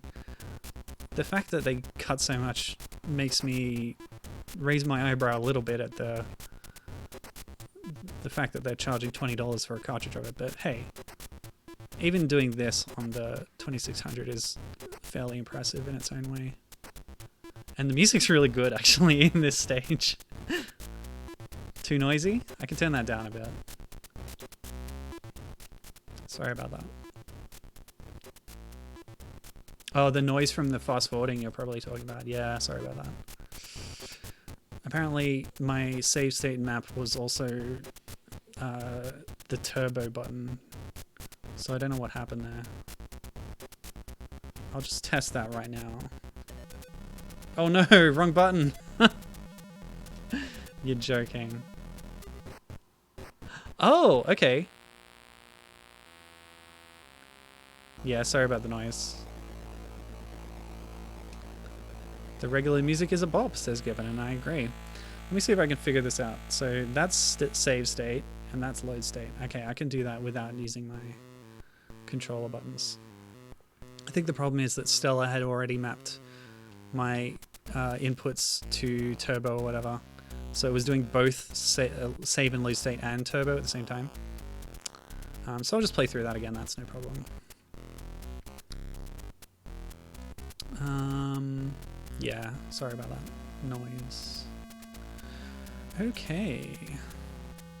Yeah, so there's a mechanic in here similar to the diving mechanic in the original game's Piranha phase, where if you duck for too long in a row, you will fall over and immediately die. So I'll just demonstrate that. I'm ducking, I'm ducking, I'm ducking, life lost. And if that's your last life, there's a unique animation where you fall over on the floor. So I can load my state there now. That's pretty amusing, I think. I wonder what happens if you hold up for too long. No, you just land. You don't float off into the sky or anything. And that would be funny though, wouldn't it? Anyway, Another thing to note about this version of the game, this demake, is that it completely reframes the story. They've written a new story for it where you are a warrior of a neighboring tribe, an enemy of the Aztecs, who, along with your companion, were captured in war. And this is, I think, a little bit more true to that more common historical phenomenon that I mentioned before, where the captured enemies and combatants would be the ones being sacrificed. And so that's part of the plot here, is that you're escaping from the Aztecs, but your identity is that of a warrior from a neighboring society. But it's also explicitly a male character in this remake, which is also, as part of that version of the story, is true to history. I was reading about the gender roles in Aztec society. It's pretty interesting, you know. Men and women had very separate roles, but were like those roles were as equally important as each other. Like, so the men were the warriors and women were more domestic, but they were still, yeah, I don't know, whatever. More interesting than that even was the discussions of third gender dynamics in Aztec society, where there's words in Nahuatl, which I haven't mentioned yet. Nahuatl is the language of the Aztecs, and some words from it survive into modern Mexican, which is pretty interesting. And I was looking at a Nahuatl dictionary online, which was hosted at the University of Oregon website. Oh, that's clever. Instead of the pyramid for this phase, we're actually approaching a giant Atari logo. That's fun. Okay, save state. Oops. I should have saved in a more safe location. But it looks like we've actually looped back around maybe, or no, the background might be a different color actually. So we'll see what further variations we get, but it looks like this game is just the gauntlet over and over again. I'll check my notes when I next get a break between levels.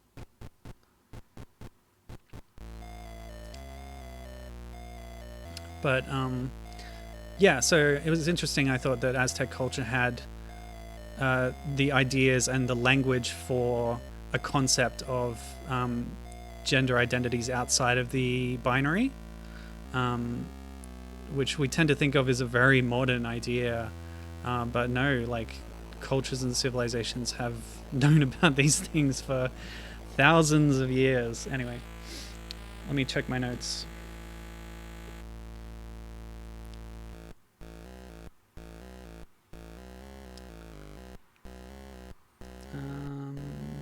Yeah. For some reason, I wrote that it includes 2 levels out of the original, phases that were in the Commodore game. But I'm not really sure now what is meant by that. I'll keep going because it's counting the levels up. So this button to save state. I'll just keep going because yeah, we're getting new backgrounds as well. In the Dead of Night phase, where it was a very black and white color scheme, the projectiles were also smaller. So there's variations like that as well as we continue. This is a particularly nice color scheme, actually. And dodging the spears is actually a bit less arduous than it was on, at least on the previous 2005 remake by Smila.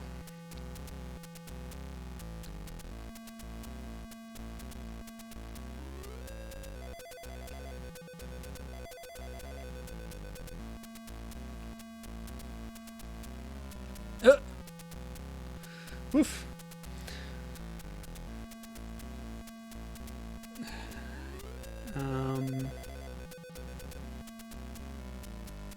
Okay. Gibbon says she was looking online for the 2003 remake, found a page that details the TI version, the Texas Instruments 99 version, which was a kind of port of the Atari 8-bit version I played right at the start of this stream. She says it's like the Atari version, but also has sections with flying arrows and sections with scorpions. I wonder if the C64 version drew any inspiration from that. That's a really good question. I didn't get far enough, of course, to see if things changed up the further I went on. Level 2 was quite similar in its gameplay to the first one, so it could be... what are you saying? No, I think the TI version was a port of the Atari 8-bit version, so it's valid to wonder if there was more taken from that original release to the Commodore version than I thought just by playing the very beginnings of the Atari version. I've pulled up just while this bop is playing, I've pulled up the interview on C64.com because there was a little something about what Paul Norman did in development when going from... Yeah, here we go. So the interviewer asked for a more in-depth look at the development of some of his classic games at Cosme. Aztec... This is a quote from Paul Norman. Aztec Challenge was a game originally created by another Cosme programmer before my arrival. It was very Mario Brothers-like, as I recall, and was done on Apple II. I was asked if I could do a port to the C64 since Forest was finished, and I hadn't started another. For one reason or another, one being that this was a loose-knit organization, I went off and made a completely new game from scratch that in no way resembled the first except for the title. The ideas that arose as the game developed were suggested by movies about ancient tribes from South America to Greece. So many B-movies of past cultures included scenes where the hero has to run some gauntlet of arrows, spears, alligators, whatever, that most scenarios in the game came quite easily. And then he talks about using the joystick in new ways for flexibility of the character. And yeah, I covered some of that earlier. So that was just an interesting quote. According to his own account, he completely started from nothing when he went to make the C64 version. Although he does admit at various other points in the interview that he doesn't remember certain things, or like, that's not how I think about things, so the details escape me, that kind of thing. And as I said, he mentioned an Apple II version that I have not found any other not found to be attested otherwise, so don't know what's going on with that. And yeah, this is just looping, so I'm gonna stop that now. Oh, here we go. Gibbon has found a screenshot montage of the TI version. Oh wow, it's a whole in-depth review. That's fascinating. Okay, let me read to... Actually, I'll bring this up. Turn that down a bit, even though I'm really enjoying the bop. I'll show you what Gibbons just sent me. So, Robert Bonifacio's Aztec Challenge was converted for the VIC-20, apparently by himself in 1982, and for the Texas Instruments TI-99/4A by RKH in 1983. So, in this case... Yeah, the TI-99 version might be quite different because of the influence of this other RKH programmer. Oh, here's another remake I didn't know about. An Amiga 1993 remake of the Commodore version. Okay. Interesting. So there's a screenshot montage. I'll just click that link. So this is the TI-99 version, converted by RKH. Yeah, pretty interesting. Yeah, I didn't even look into this. I missed out on this. But as you say, like, arrows being shot at you, scorpions moving up and down.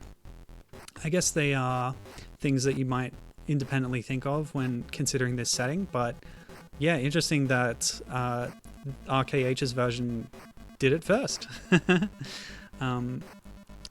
I would say, judging by that interview, that Paul did not Yeah, Paul probably came up with those things independently. But anyway, this is the version I played, of course. And then there's the picture of the VIC-20 version. Fascinating. And that's the remake that I've just played.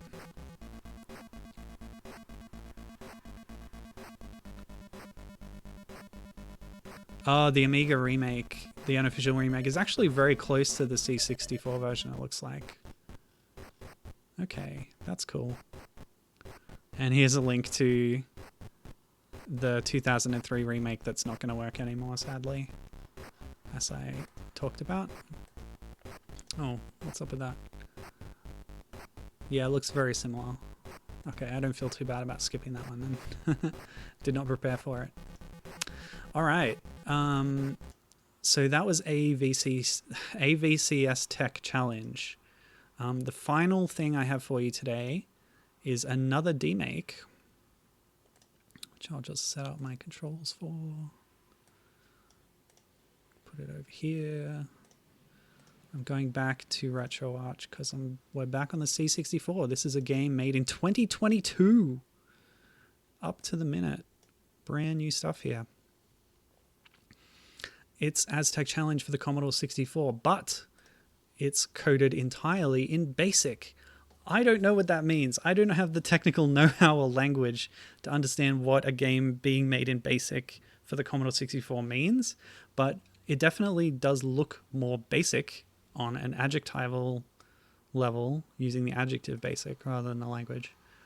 You'll see when it starts up, but it's basically just a different way of...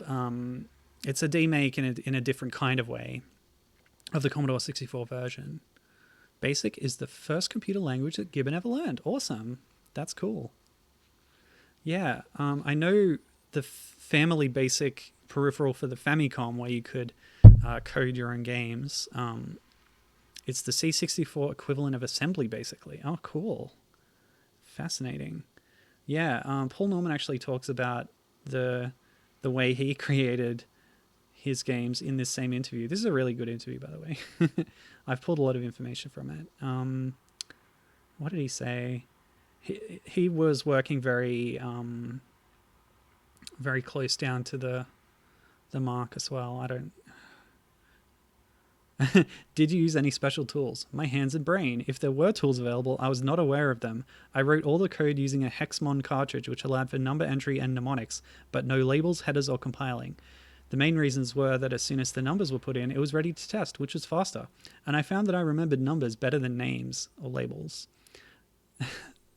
So that's how Paul Norman works. Fascinating stuff. Okay. So now that it's loaded up our tape here, Aztec Challenge in BASIC. Yeah, okay. Very rudimentary peek and poke commands and stuff. Okay. So very impressive that they basically did this without using tools. But then, as Paul Norman says, he sort of did that himself as well.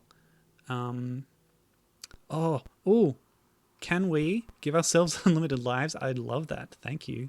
We can even give ourselves no damage if we want to make it real easy.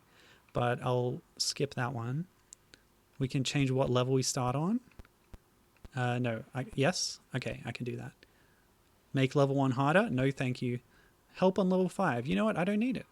Let's go. I'll save there just in case I need to come back to it. The gauntlet. So, this is Aztec Challenge for the Commodore, but like you've never seen it, it's a little bit more... Well, it doesn't really have graphics. These are the kinds of graphics you get on older computers that weren't really designed for games, where graphics had to be made using combinations of ASCII characters. I'm thinking of a particular Donkey Kong game that Gibbon and I talked about on the DK Gerda podcast at one point. I don't remember other details for it, but it was basically made on a computer that didn't have graphics capability, and it looked just like this. Everything was these very basic shapes because these are just characters. Okay. Ugh! The timing is a little tighter, so I'm waiting as long as I can to get over or under these things, which is sometimes backfiring on me. Making stuff in BASIC, you're more or less relegated to ASCII graphics or solid blocks of color, says Gibbon. Okay, so this is a sort of limitation of using BASIC, is you're not going to get the graphics tools or whatever. Good to know. Go. Okay. Bit more leeway on the jump, maybe. Also, you can just make out the name of the creator in the bottom right corner, but it is Steve Boy. Yeah, Steve Boy. That's who made this. Nuts. I waited too long. I'll just go for my... all right, I'll start making save states in the middle of these now. We've gone over 2 hours, so I will cheese my way through this version of the game. It's a little bit rough anyway. I wonder if I can... Oh. Well. Maybe I should just turn off damage if I'm going to cheese it that much. Because there's no death animations or anything, so let's just get through it. Don't worry about it. Yeah, it's cool. Just appreciate the artistry here. It just passed by. I like that. I wish the 2005 remake had that. Well, while this is running without my input, I'll go look up what that Donkey Kong game was. It'll be in my docs history.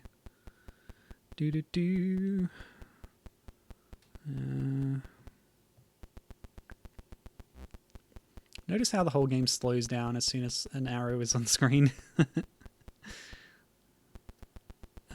Archive.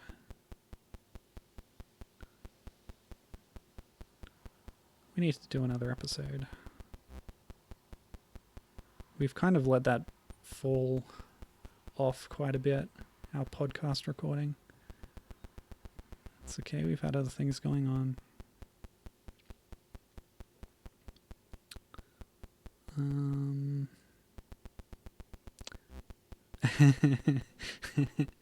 Yes, it was called Donkey Gorilla for the PC-88, published by Tsukumo Denki. The intro from the game, which I translated. 29th of the 7th, 1983. Your helicopter had a breakdown in the skies high above Africa. You somehow managed to perform an emergency landing, only to find Donkey Kong's grandchildren there, or descendants.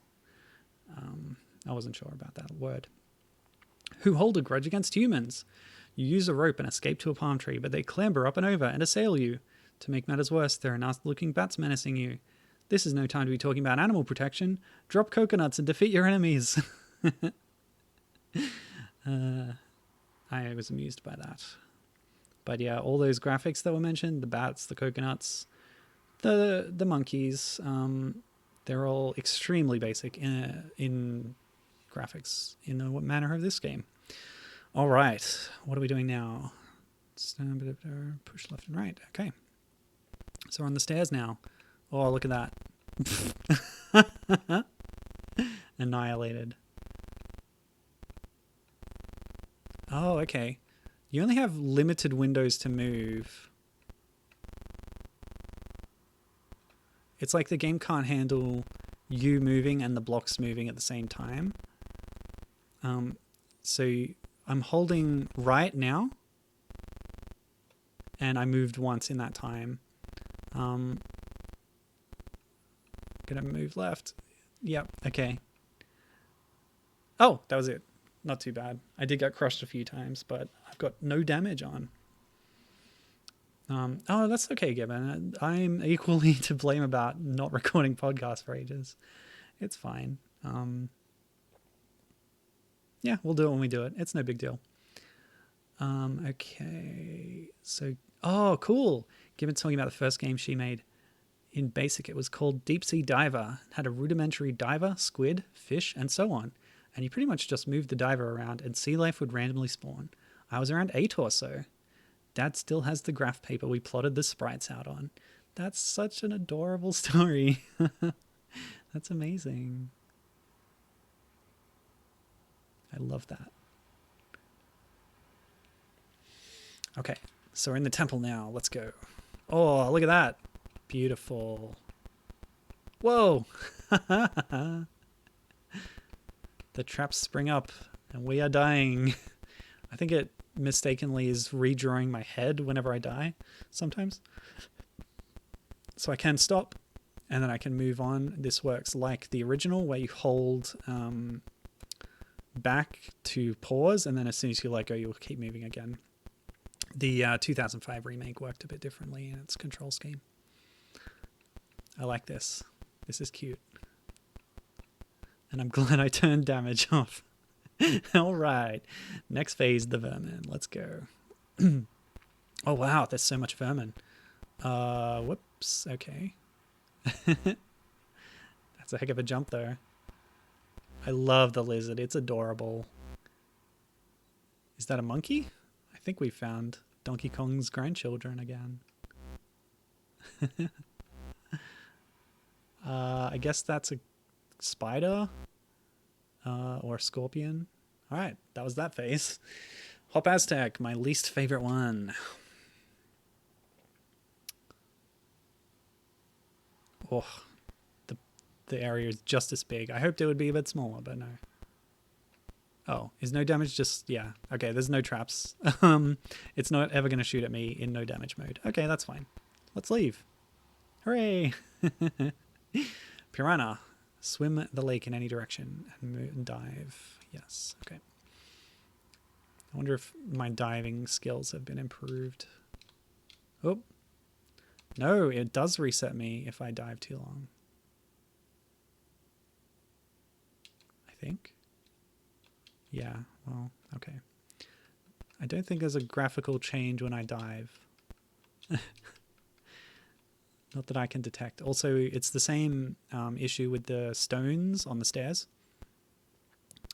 I'm holding up right now and movement is very stilted. Thank goodness for no damage mode, because avoiding these with such long pauses in between my movements would be quite difficult, I think. So yeah, thank goodness for no damage mode. Now, let's have a look at this sprite here. What do you think is happening? Before it was sort of a top-down, looking at the character's back.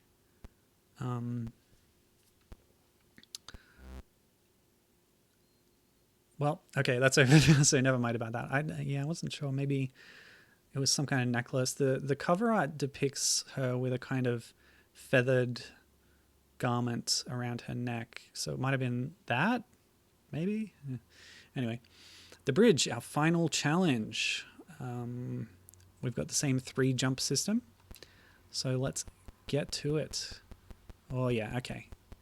We're actually getting more lead time on the inputs necessary here. Although they're coming up a lot faster. So a different kind of challenge to the original, just because of the way this one was programmed. Like you can see the gaps coming up further in advance, but the speed of the character and the bridge moving is faster. And I'm trying my best, but yeah, thanks to no damage mode, we're getting through. Otherwise, I would have died many times over by now. So we're seeing here that the character's arm is drawn as negative space on their body. Maybe that's kind of what the piranha sprite was going for. I could see that. Oh, we're getting that same kind of input issue because of all the moving stuff. It's not registering inputs as often as I would like. So it's like not only are you reacting to the gaps coming up, you actually have to sort of hold the button until you do it, which is not always when you want it to happen. Anyway, having beaten level 7, it's put me back on level 7. Is this a glitch in no damage mode? Because the phase number is still there. So that might be the end of our game. I guess we got to the end of it anyway. But it hasn't incremented the phase. I don't know what kind of bug that is, but whatever. Really, this is just an impressive technical feat in using a different tool set to make a version of the game without proper graphics support, which is pretty fascinating. Yeah.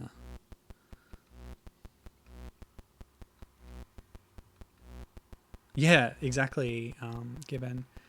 saying that's kind of brilliant actually. Setting the tile to be black and drawing an L on it in a white font color. Oh yeah, I didn't even think of that. That is what they're doing, isn't it? The body is just a rectangle and the arm is actually an L character, and in the piranha it was a V. So yeah, that's definitely like overdrawn in a different color. How cool is that? Yeah, it's just putting me back here when I finish, so I guess that's the end of our game. And that's the end of the stream too. Woof. I don't have a TI-99 emulator. My voice is kind of giving out. I'm going to jump back to the original Atari one and see if I have save state support, and maybe I can get a bit further in it. Otherwise, I'm going to call it. I don't know if this emulator does save states is the problem.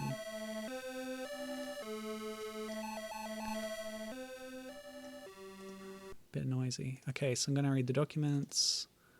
Read me. Nope. The usage file.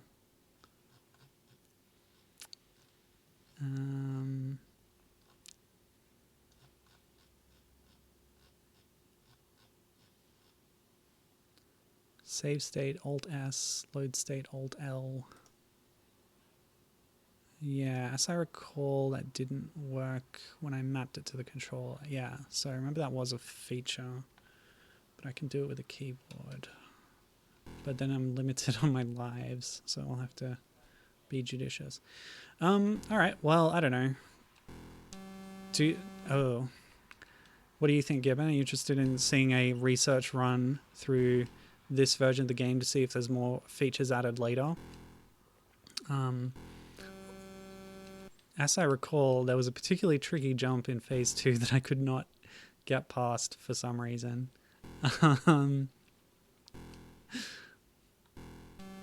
Oh my gosh, even this first jump of the game is doing me in. Go for it? Okay, I'm going for it. Let's go. I think... Can I do this? Oh, I can make the window bigger. Thank goodness. Okay, hold on. Like this. Okay, that looks good. That's better. Now I can see the screen better. I didn't do this before, sorry. It's only scaled it so many times. Why didn't that work? Test? No. Where did I put that? I guess I deleted it because it didn't work. Okay.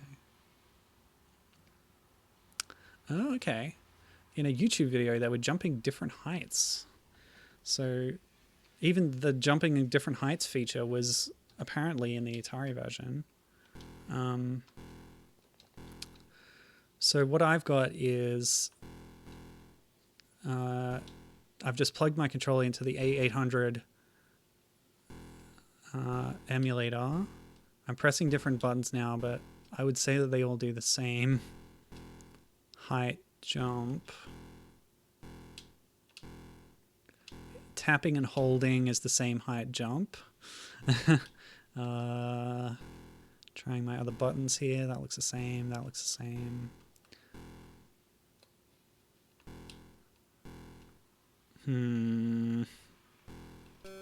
No. Yeah, so I don't know how they were doing that, Gibbon.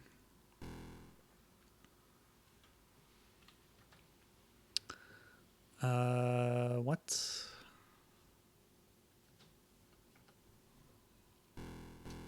Okay, I made it.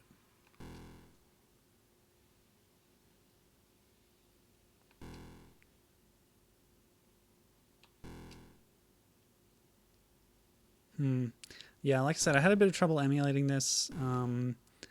This particular emulator I'm using, which is the only one I could get it working in, is documented in a way that I was not able to read it to my satisfaction. Given with some advice here. Phase 2. Maybe time jumping off one column to the next instead of falling to the ground between them. That's a good idea. Yeah. I think you're onto something there. Like so. Oh. Not like so. Not like that. Just load my state. Nope, that didn't work. Why didn't that work? Okay. That's why. So I'll save there. Oh, what have I done? Okay. But yeah, I see what you mean, and I will try it like this. Mistimed it. I also tried a lot of different buttons on my keyboard for how to control this, and they all just sort of pause the game. So I don't know, there's something wrong with the way this inputs, and I don't understand it. Oh, that looked like I wasn't going to make it, but I just did. You see that? Interesting. Yeah, not for every single one. I know what you meant. I was just trying it out. Ugh. I think that's possible if you just time it right. So I'll just load my state.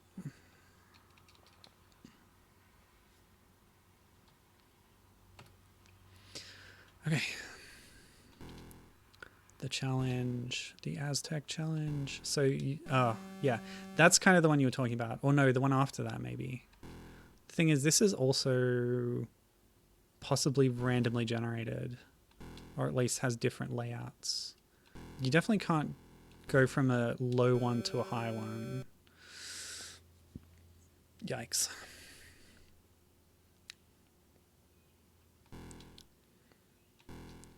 I just don't think the gap is ever large enough that that's viable.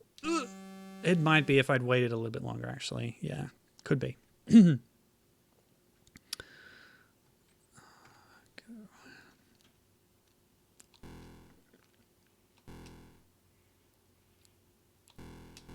Ah!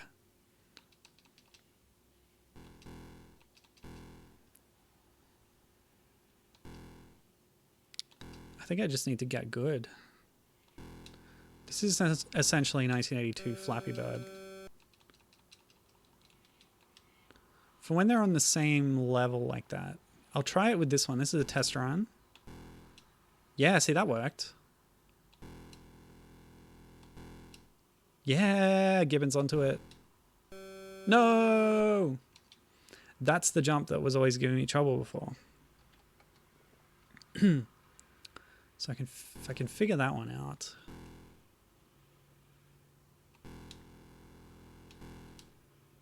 The other thing I can do is, like I said, some inputs pause the game. Like I can do that, and then I can save from there. So if I get to the tricky spot and then save my state, then we can really test this. Go.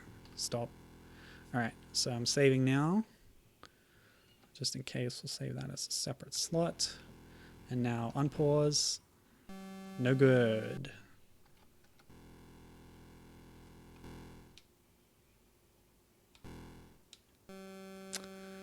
No good. Yeah, so I don't know how the video you watched was jumping at different heights, but obviously there's some kind of technique that I do not... I cannot do. I'm not familiar with. I did it. I actually made that jump. So all of them are possible from the ground. Yeah. Oh my gosh.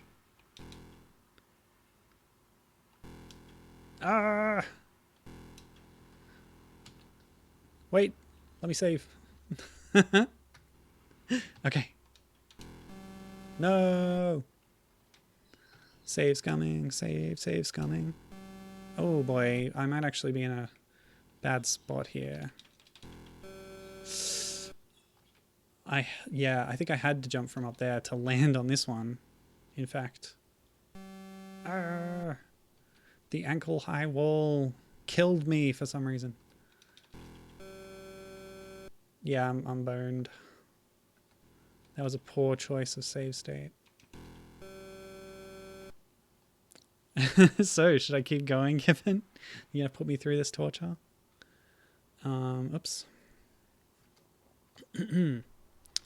Load my other state.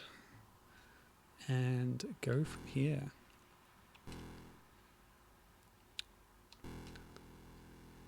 That article on the TI-99 version has made me curious about what other content I have not yet seen in this version. No, it's your stream. I'm doing what you want because it's your birthday stream. I'm your performing monkey for today.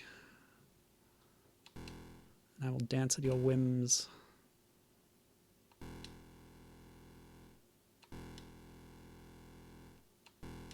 No!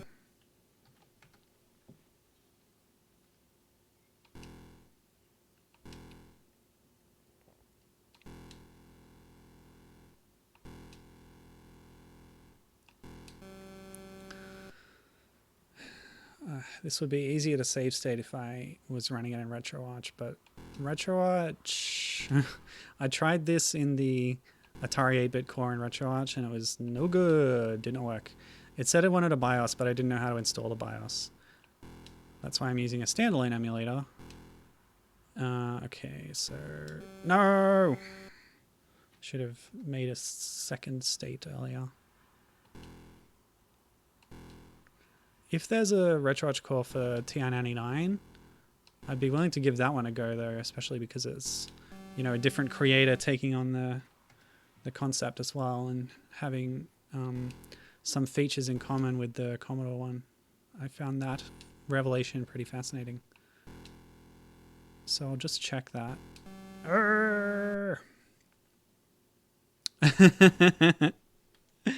Gibbon is looking for YouTube videos that might showcase more of this, but unfortunately, they're all less than 10 minutes long and don't get much further than I have already. Yeah, this is a problem that I have found with certain obscure games. And if I quit on this earlier, which was falling into the same trap, but this wasn't my main focus today. I wanted to show the Commodore version and the variations spawning from it. But I felt this was good for a bit of context, even if, as revealed in that interview, Paul kind of threw out everything about this to make his own game. But whether intentional or not, certain phases of the Commodore game ended up being pretty similar to this with the auto running. And are you serious? I just don't get the timing on this. It's so stupid. Okay. Yeah, I've read these names before. Phase 3 is grounds and columns. So I guess it's a combination of the previous two levels we've just done in terms of the obstacles we're going to encounter. Phase 4 is the fire caves. And the video doesn't get past that. But dang it, it does look like there's more to it, says Gibbon. Does the fire caves have different kinds of obstacles, would you say? If you've seen a video of it.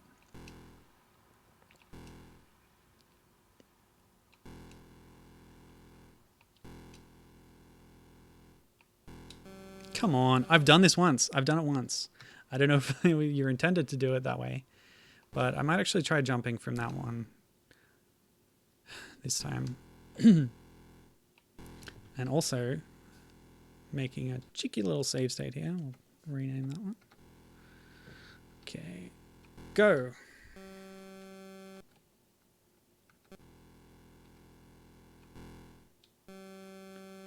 It doesn't feel possible, you know what I mean? Feels like I was getting better results from the floor. There's one jump height, as far as I can tell.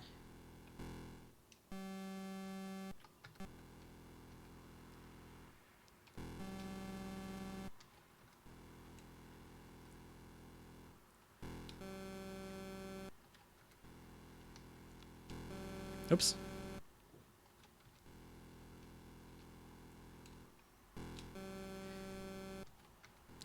I'm buffering a jump there, so I have to pause a little bit after I get to the ground, apparently. Maybe it's just not possible. I'm not liking this much at all. Come on. Come on. How did I do it that other time? Why didn't I make a sensible save state after that? Gotta wait longer. Wait as long as you might. I wonder if there's a secret underground passage that I can dig to.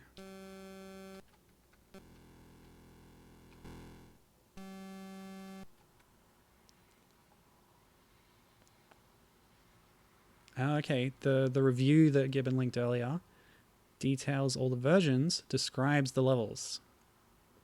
Okay.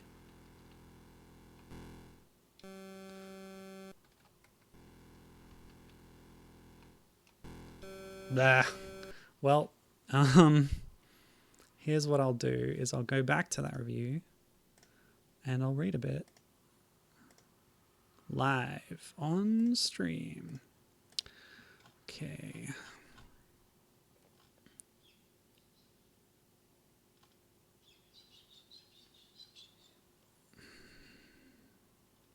Oh, it's ranking them. Cool.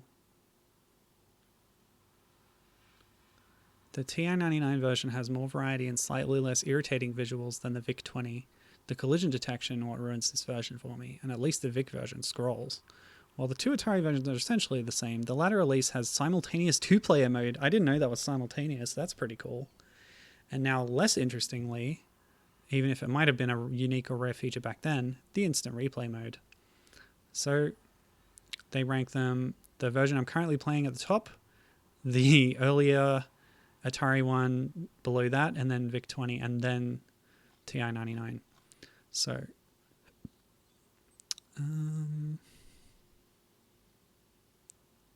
yeah, this is really in-depth, this review.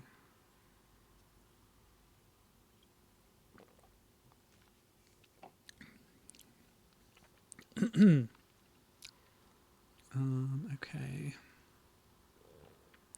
Grounds, and columns, fire caves, batons, gems, and finally walls.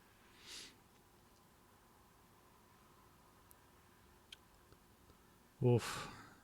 You need to write poke commands in the VIC-20 version before loading up the game and manually run the program. Very basic stuff there. That is a little beyond me, I think.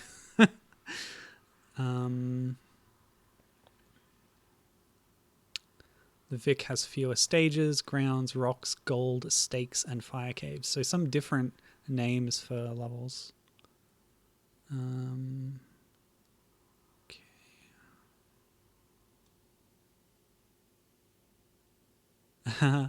TI-99 was more mystical. A complete newbie couldn't possibly get the emulated machine working without a proper manual. Well, that rules me out, Pip. Woof. Wow, the research here. Amazing. So the 5 phases on the TI-99: grounds, columns, giant scorpions, spears, and crossfire.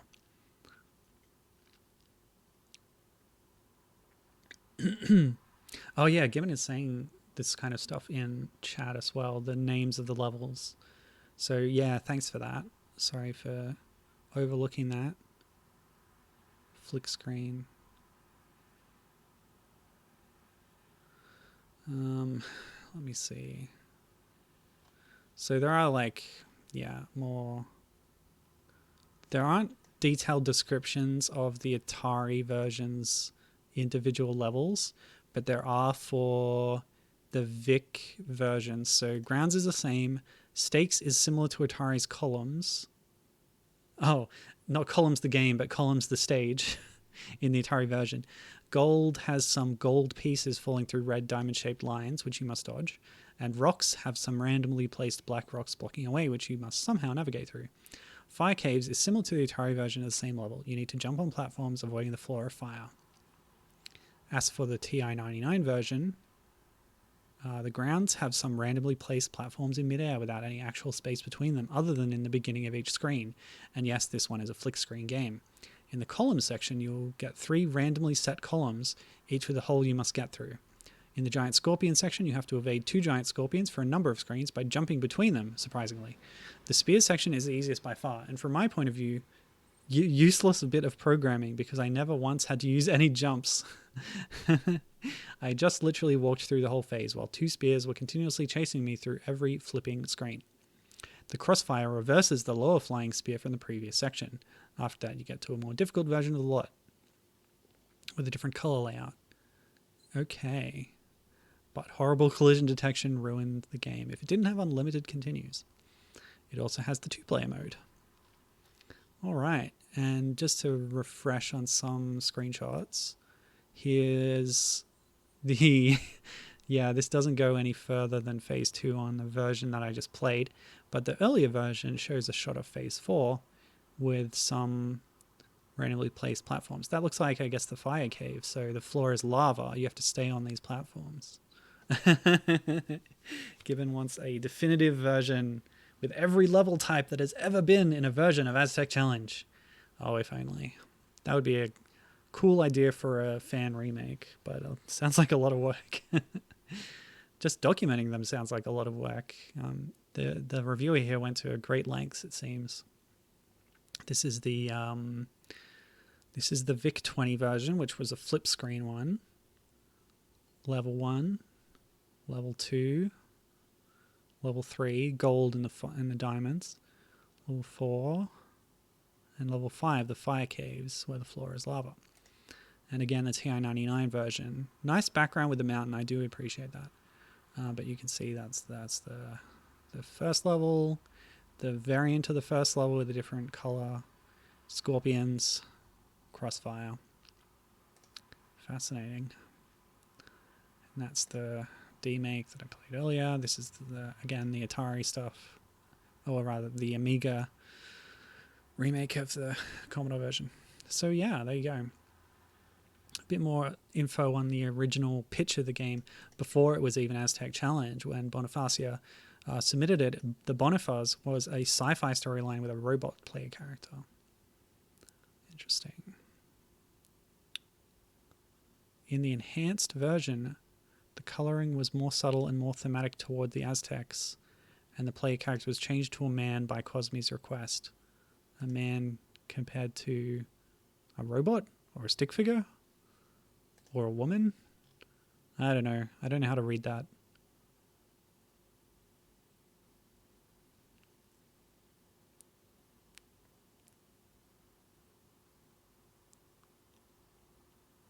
Oh, okay. Vice can do VIC-20. That's nice. Oh, never mind. Okay. So I'm not going to be playing VIC-20 or TI-99. Shall I keep beating my head against this wall, Gibbon? Or will you release me from my torment? Just kidding. I'll try it a few more times. Okay, let's go. Columns, my nemesis.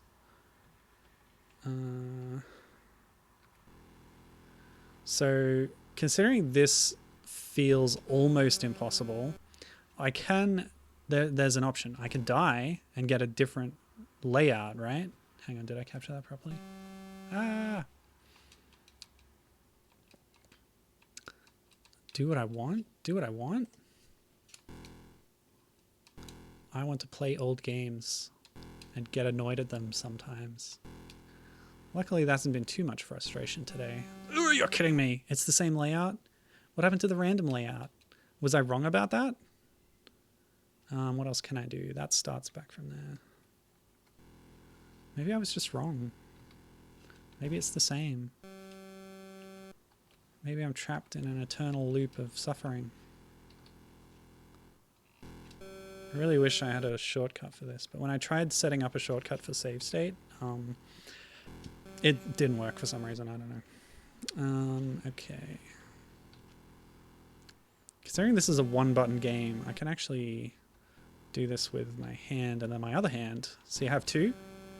Yeah, that's useful actually sometimes. That was it. No! I panicked. I didn't know what to do. Okay, the timing is exquisite. You have to wait just longer than you think, but not too long. Okay, let's do it. Oh, that was so close. I could like buffer it with that pause input, maybe. Ready? Like this. Didn't help, really. Yeah, I'm doing it too early again. Yes, yes. Okay. Pause. Take a breath. Save my state. And let's go. Jump from here, remember? Oh, baby. Okay. Actually, I don't think I need to jump from there for that one.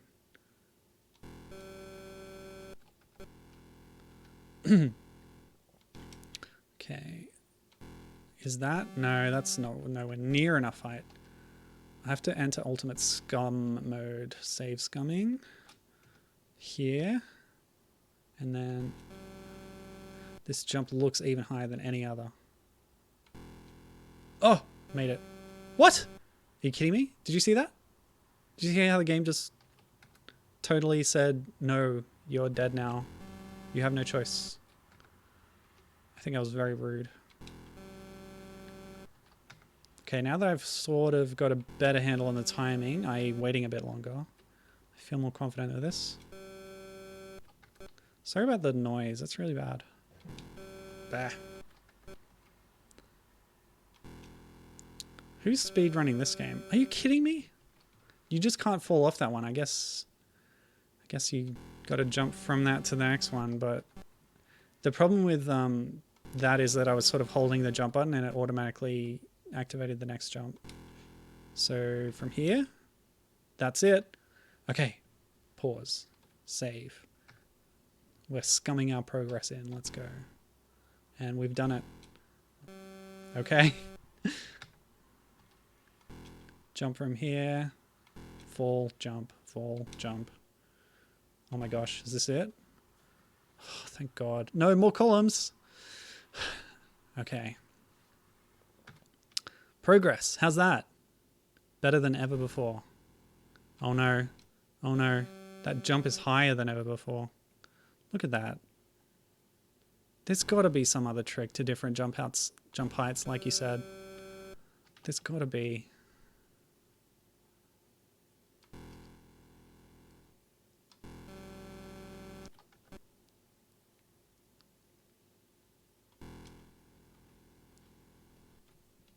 Also, I don't know why it does the buzzing sometimes. I don't know if you can even hear that, actually.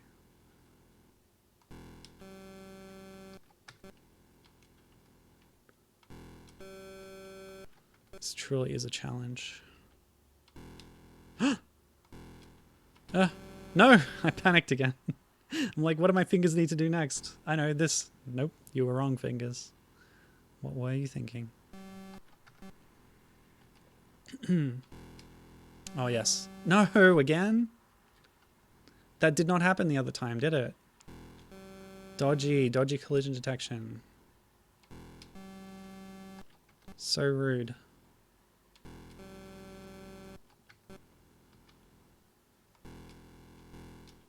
That's what I needed, and we've done it. Oof. Okay. Things are getting hectic again. Let's go. No!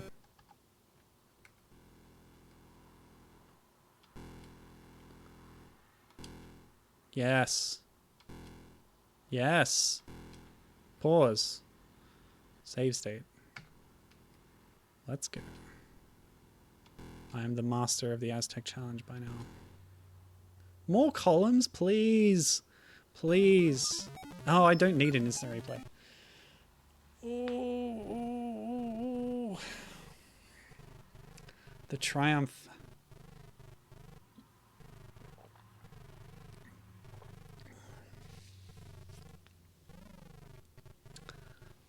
See, that's what a speedrunner would have done.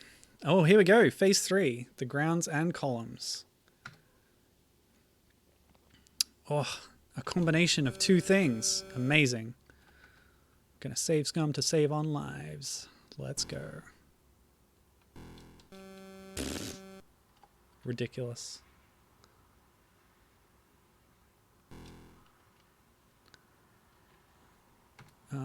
just maximize my scumming over here. Are you kidding me? The bane of every Aztec. Ankle high walls.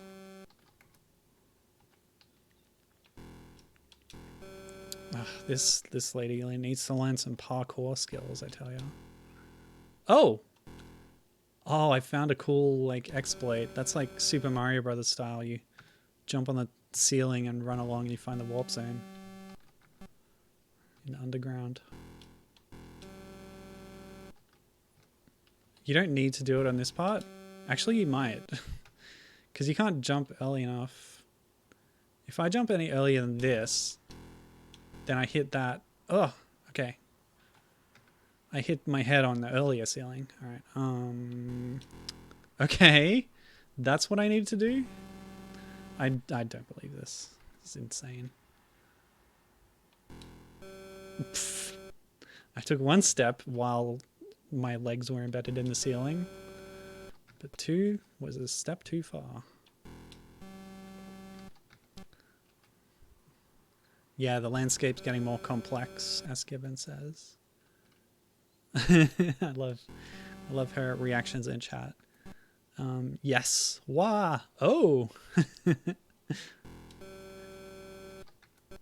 I'm glad that you're so engaged in this.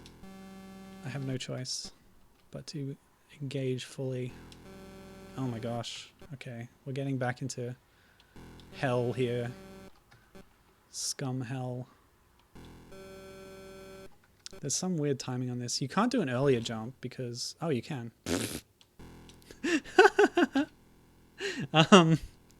Right. Okay, yep. That's fine. I don't mind this. Okay. Yes. Look at us go. Master of the desert. Go. Oh my goodness. Amazing. Oh, it feels so good. Saving. Things are looking up. Oh yeah. Oh, what do I do? Ah! No! Another tricky situation.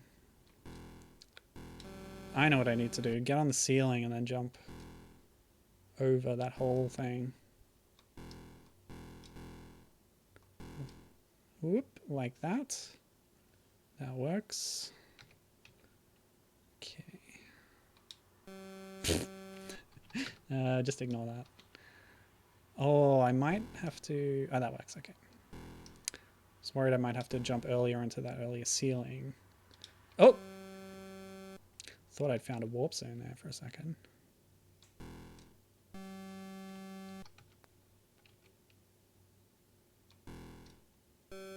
You're joking. I think I could just fall down there on this one.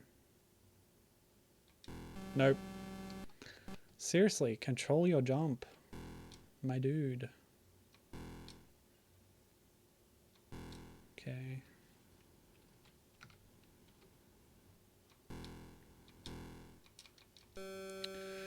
Well, I say dude. We know, even in this version, it was a lady. Okay. And suddenly it's easy breezy for the last quarter of the stage there. Didn't need to do anything. Fantastic. No, don't need it. So,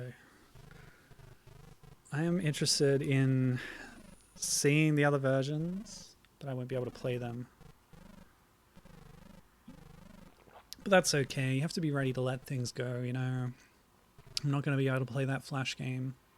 The 2003 remake. I'm not going to be able to play the TI-99 or VIC-20 versions, but I can get through this with all the scum my fingers can muster. Scum, scum, scum, scum. So this is finally the fire caves. We're seeing some classic floor as lava, some deadly stalactites and indeed mites. Oh my gosh. I wonder if I can double jump or like feathery flap. Not really. I don't have a kazooie to help me out of this.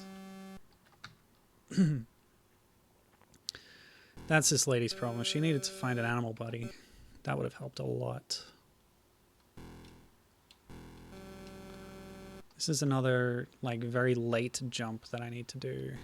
But not too late. Just right. It needs to be perfectly spot on. So if I manage to pause just after this thing, like here. Nope. The death is real. Okay, so save. That was weird.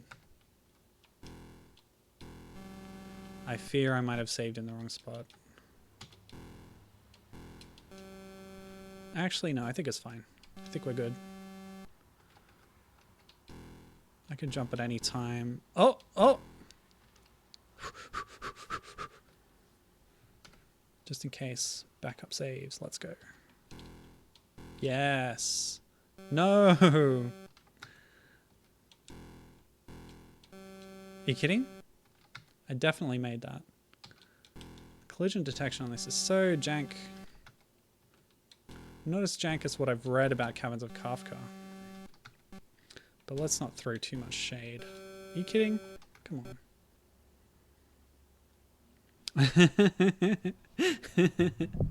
Gibbon says, I can see why this was so popular. It's hard, but rewarding when you manage, and seeing the new environments is addictive.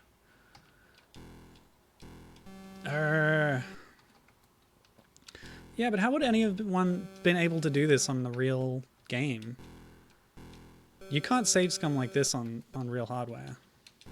Can you? Unless there's some save function I don't know about. The function keys definitely have functions. Like I had to press F4 to start this game. I don't know about other functions, and I don't really want to test them out. All right, I will. F1. Ooh, there we go. What's all this about? Oh, there's so much. Yeah. Okay, well I know all that. F2 does nothing. F3 nothing. F4 starts you again from the start. F5 resets, it looks like. Option 1 play, select restart. 2 play. Restart, continue. What does that mean? So instead of restarting when you die, you continue. Let's see what that does.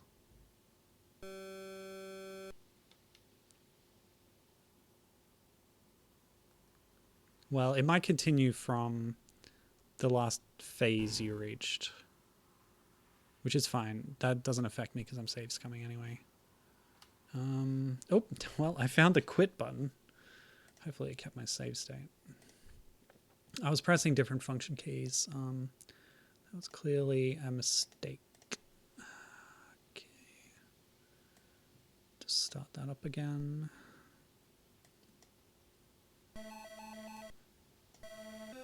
So, let me see. D.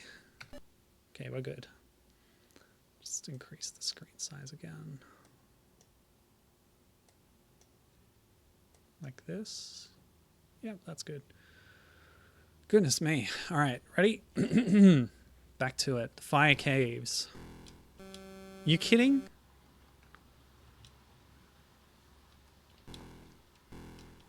Ah! Yes, all my commentary has been reduced to exclamations, but hey, here we are. We're deep in the challenge now. Come on, yes!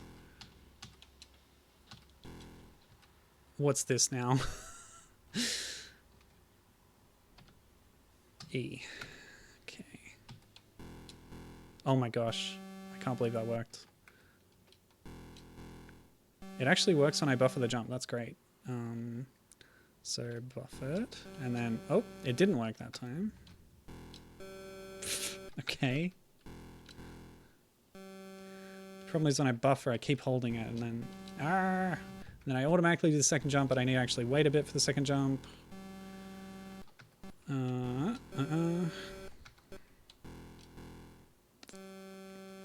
So if I do this and then...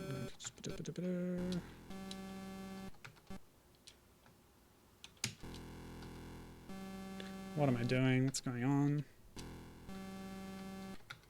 My brains are leaking out my ears. Ah! Problems.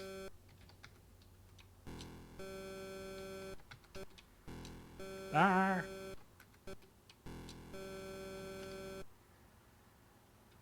Fire caves. Why?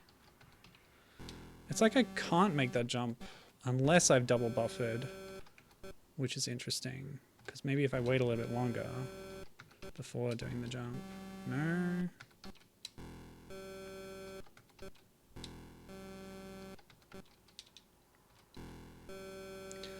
Okay, what I can do is this.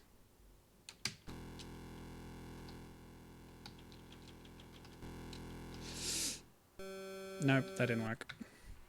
So I'm in a position right now where if I'm holding the jump button and then on pause, but let go, I'll die. But if I'm holding the jump button, unpause, keep holding it, I will do a second jump and survive. So I'm in a position where as soon as I land from the jump, I'll die unless I've buffered a second jump. But the second jump is always going to cause me to die. I wonder if I can do 3 jumps. Oh my god, that was the solution. I'm a genius. That was a galaxy brain moment. You can land somewhere hazardous if you've buffered the jump. Sometimes. Very rare occasions. Okay. Woof. I feel invincible. I can take on any fire cave.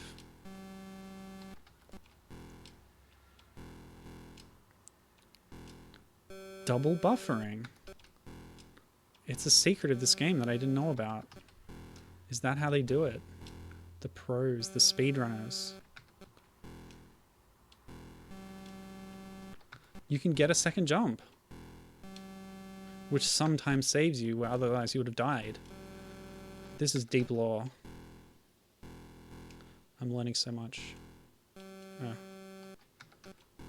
Okay, timing's tight on the stalagmites.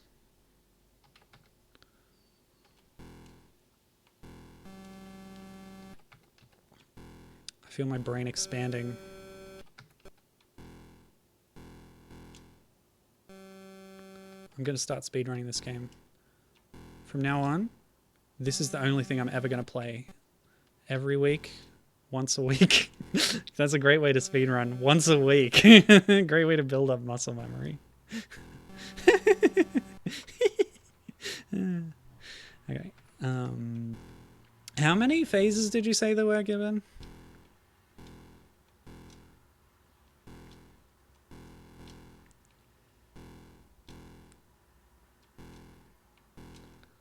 I can't believe it. I did all that without scumming.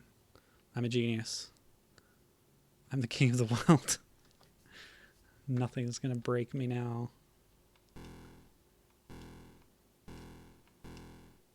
Yes, I'm invincible. Ah.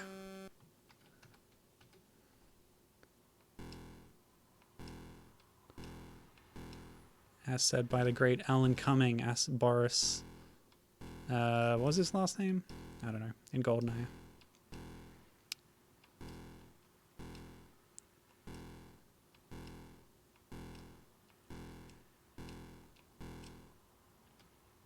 Oof. What was that? What was that? What happened?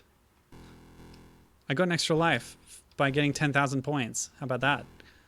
What I should be doing is jumping all the time because, of course, you get 50 points every time you jump, and that's how you get points in this game, apparently. There's 7 phases, and I'm on phase 4. That's okay, I can do it. Wait, when... Sorry, I just looked at the time, and when did an hour pass? Have I been doing this long? What happened to my life? Okay, we're going. We're doing this. I have no choice at this point. I've gotten this far.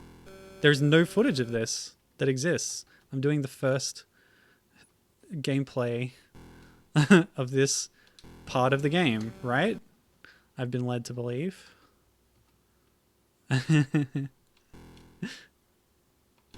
No, I'm telling you, I don't have a choice. I've entered into a contract with dark powers.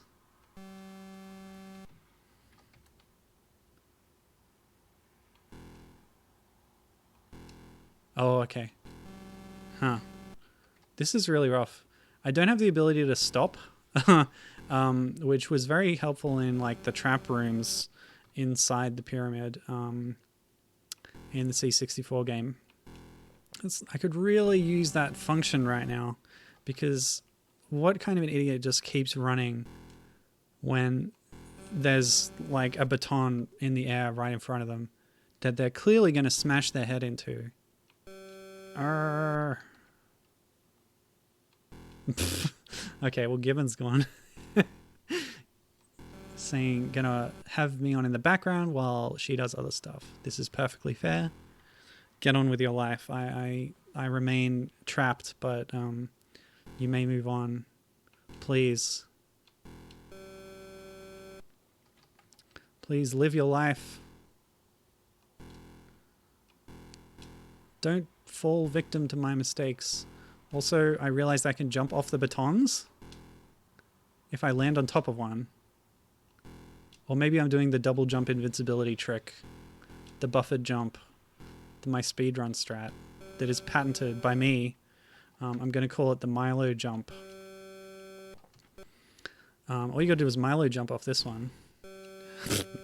Alright, so it sometimes works, but if you still smack your horizontal body face directly into the baton, that's a death sentence. Anyone would know that.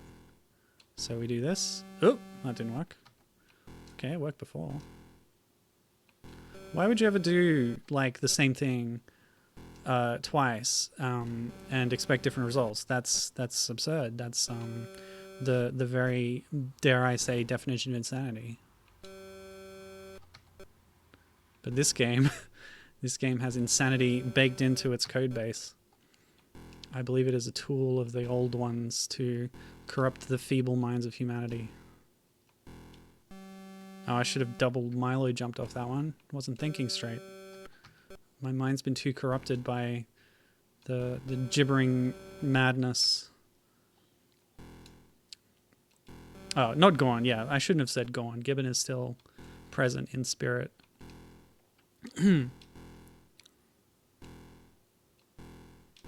Yes. The Milo jump never fails. I'm telling you. Ah! I thought I would bump my head if I jumped too early on that one. But sadly, I left it too late. I think an early jump might actually get through the second one, because then you would be falling. No, it won't. It won't work. Got to do the late jump like so. Nope, not like that. I'm going to have to scum soon. Scum, scum, scum, scum, scum, scum, scum. Delicious scum. Scum me. Have a nice tall glass of scum. Oh, yes. Oh, yes. Oh, I didn't even need to Milo jump off that one. Oops. What happened? I was a fool. Okay. Scum. Scum, scum, scum, scum, scum, scum, scum, scum, scum, scum. Beautiful. This truly is a work of art. But what is art? A conversation I never want to have again in my life.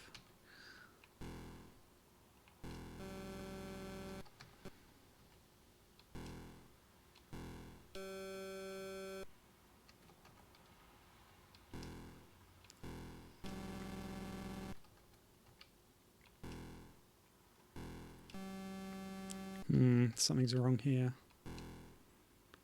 I think I got a Milo jump this one. Ready? Booyah! That's it. It's just the timing. Some you Milo jump, some you slip in underneath. Arrgh. That one needed to be earlier, like this. And then jump here. And then you wait a bit longer. There we go. That's what I needed to do. Another bit of scum. Just scum myself lightly. Oh yes. That's what I needed. Just the smallest sprinkling of scum. Scum. Is this the same pattern again? Now, I would never be one to say lazy devs, but come on, people. This might be a little different. Arrgh! Apparently that's deadly to do that. I didn't think it would be. I don't know why you can even stand on these things. What are they, apart from batons? They're being shot out of holes in the ground of fire. Fire holes, as it were. They don't look like batons. They look like dumbbells. Barbells. The small one, you know. They look like an apple core. No!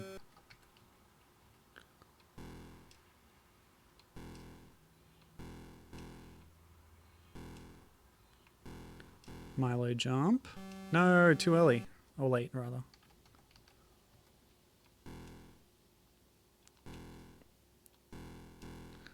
Like, it's called the batons, but why? Why are batons coming out of holes in the ground, exactly? The horizontal pace is always the same, so it's just a matter of timing the jumps, which never changes. I notice there's different death sounds. I wonder why that is sometimes. Wish I could just stand still on top of one of these things or just ride it into the sky and just live forever among the cloud people. Or perhaps Quetzalcoatl himself. The great winged serpent. One of the 3 chief gods of the pantheon of the Aztecs. I don't remember what Quetzalcoatl's domain was, but probably pretty important. Interestingly, the 3 chief gods are not the creative force. Below the highest level of the pantheon is, I think it was 5 gods who were responsible for creation. Blah! Can't believe that. That one I clearly need to jump on, but it means not jumping on the one before it. So I could do like this, and then whoop.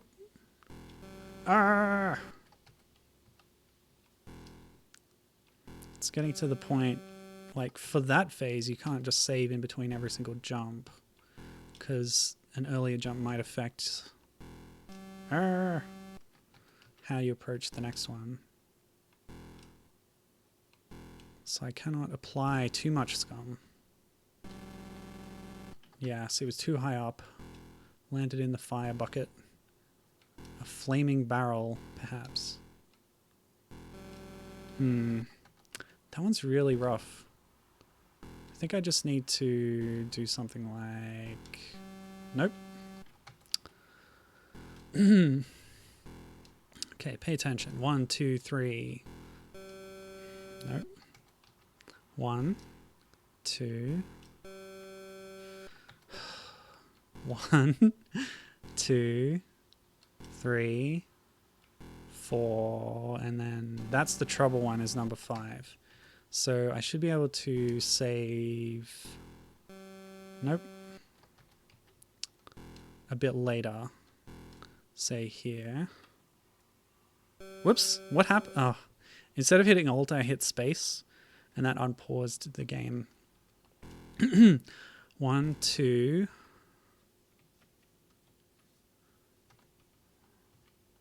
So 3, 4, 5. Okay. 3. Yeah, that's... I'm not going to be able to go under that one, so I need to jump earlier. Which results in death every time, of course. Why wouldn't it? Why wouldn't it? So I need to jump earlier on that one to then Milo jump off it as it rises. But to get to that point, I think is literally impossible, perhaps.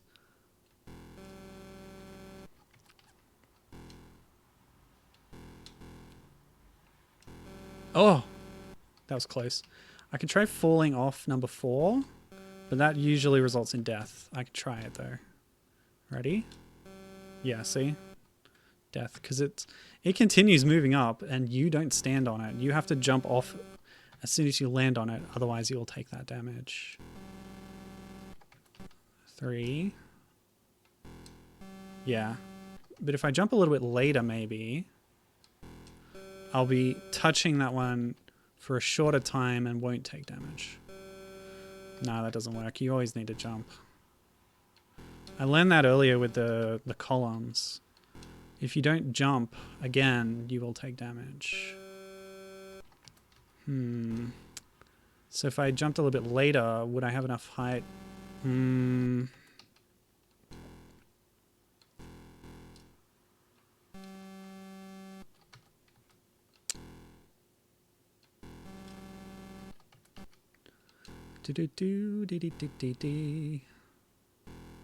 my gosh, I made it.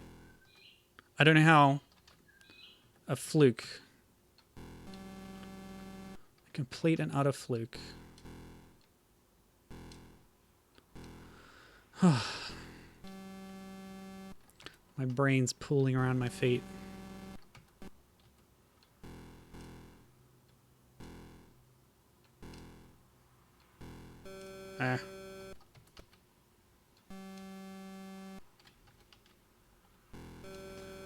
Like, the Milo jump is definitely an intended mechanic, but until I find an official name for it, I claim ownership of that mechanic.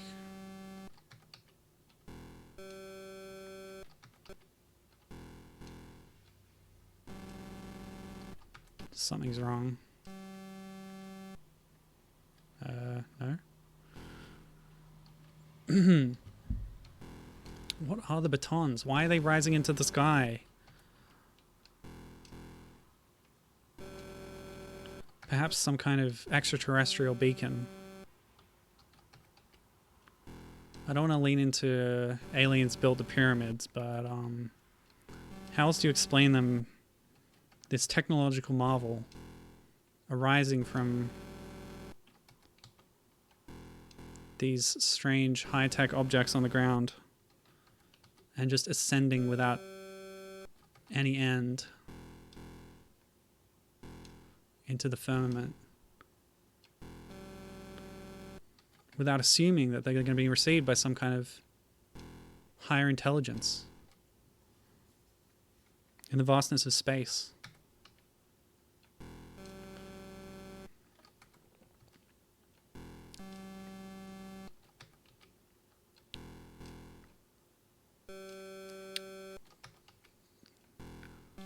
You're having a laugh, mate. This game is having me on.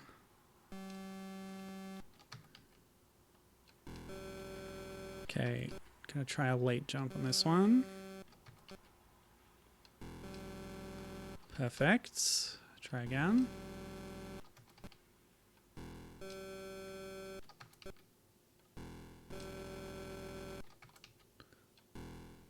Ah, come on, seriously?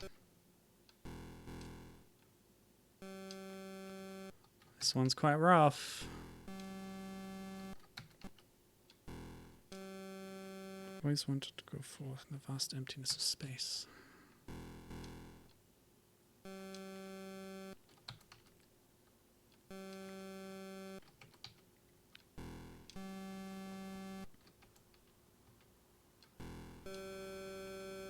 Watching thousands of stars unobstructed by any atmosphere.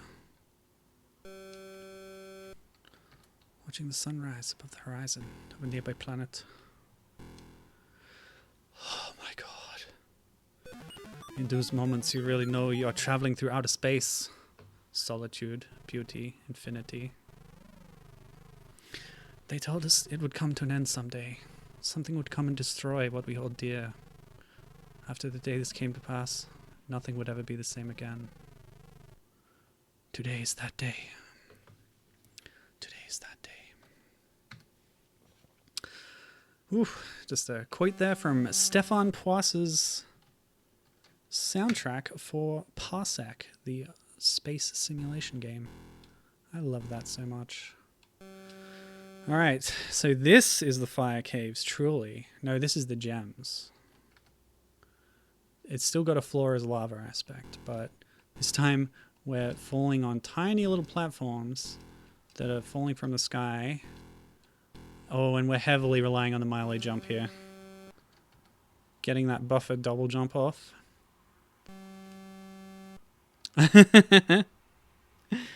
Good point, Gibbon.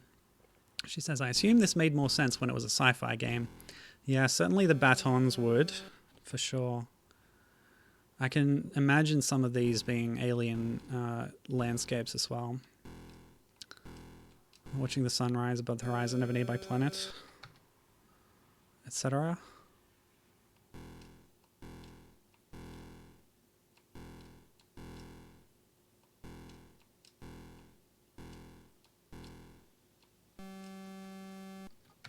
I never played Parsec. My friend had it on his computer, but he gave me the soundtrack, and it's really cool, like trance, electro stuff. Check it out. Parsec soundtrack by Stefan Pois.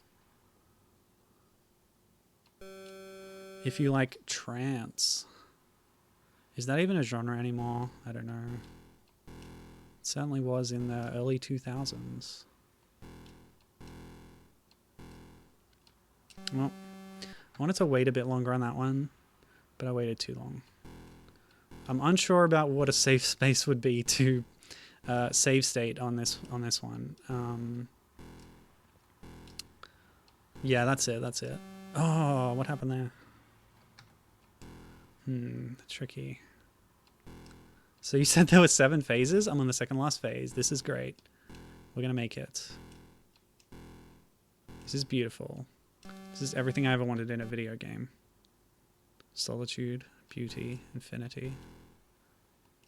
I would actually put that on right now if I was on my other computer, because there's no music otherwise. But I don't have it on this PC. Oh, I guess I could pull up a YouTube video. Do you think I would get flagged for that? How do you get from that one rock to the other rock? All throughout this, I just can't help but feel that, you know, I'm missing a mechanic where there's different height jumps, as Gibbon said someone was doing in a video. I don't have any idea if that is possible. Maybe it would be a good time to try something like that by hitting every key on the keyboard. Okay, you ready? Z pauses, X pauses, C pauses, V pauses. Something's wrong with this emulator. Because the controller is connected, it's using that as the input source, and every other key on the keyboard that's not a function key just pauses. So what I'm going to do is unplug my controller and experiment with some buttons. It's the same. Nothing's doing anything. Great. Numpad. Oh, numpad 8 does not pause, but all the other ones seem to. 9 does. 4 does not. 5, 6 do not either. So maybe that's supposed to be the control scheme, but it's not working. Spacebar does nothing. No, go. Alt, Control, Shift do nothing. Space pauses. Tab does nothing. 1, 2, 3. Everything's pausing. Pausing, pausing, pausing. So it seems like maybe 8, 4, 5, and 6 on the numpad. Did the Atari 800 have a numpad? It wasn't a universal feature. Maybe I have to restart it. If I restart it, will I have my save state? Yes, I will. So I'll restart without the controller in. Close that. So I'm going to relaunch the game. Expand the screen again. Yes, yes, we get it. We get it. So, F3 to continue, F4. Let's go. Nope, 8, 4, 5, and 6 are doing nothing. Oh, and now they're pausing. One of them is. No? I guess I had a different one. Yeah, 8, 4, 5, and 6 are the only buttons on the keyboard I can find that don't just pause the game straight out. But they also don't do anything. So I'm going to plug my controller back in and we'll continue the way we were going. How about that? Actually, since I'm in a non active game state right now, mentally. I will actually check that review again that Gibbon had linked earlier and see if it says anything about the control scheme. So,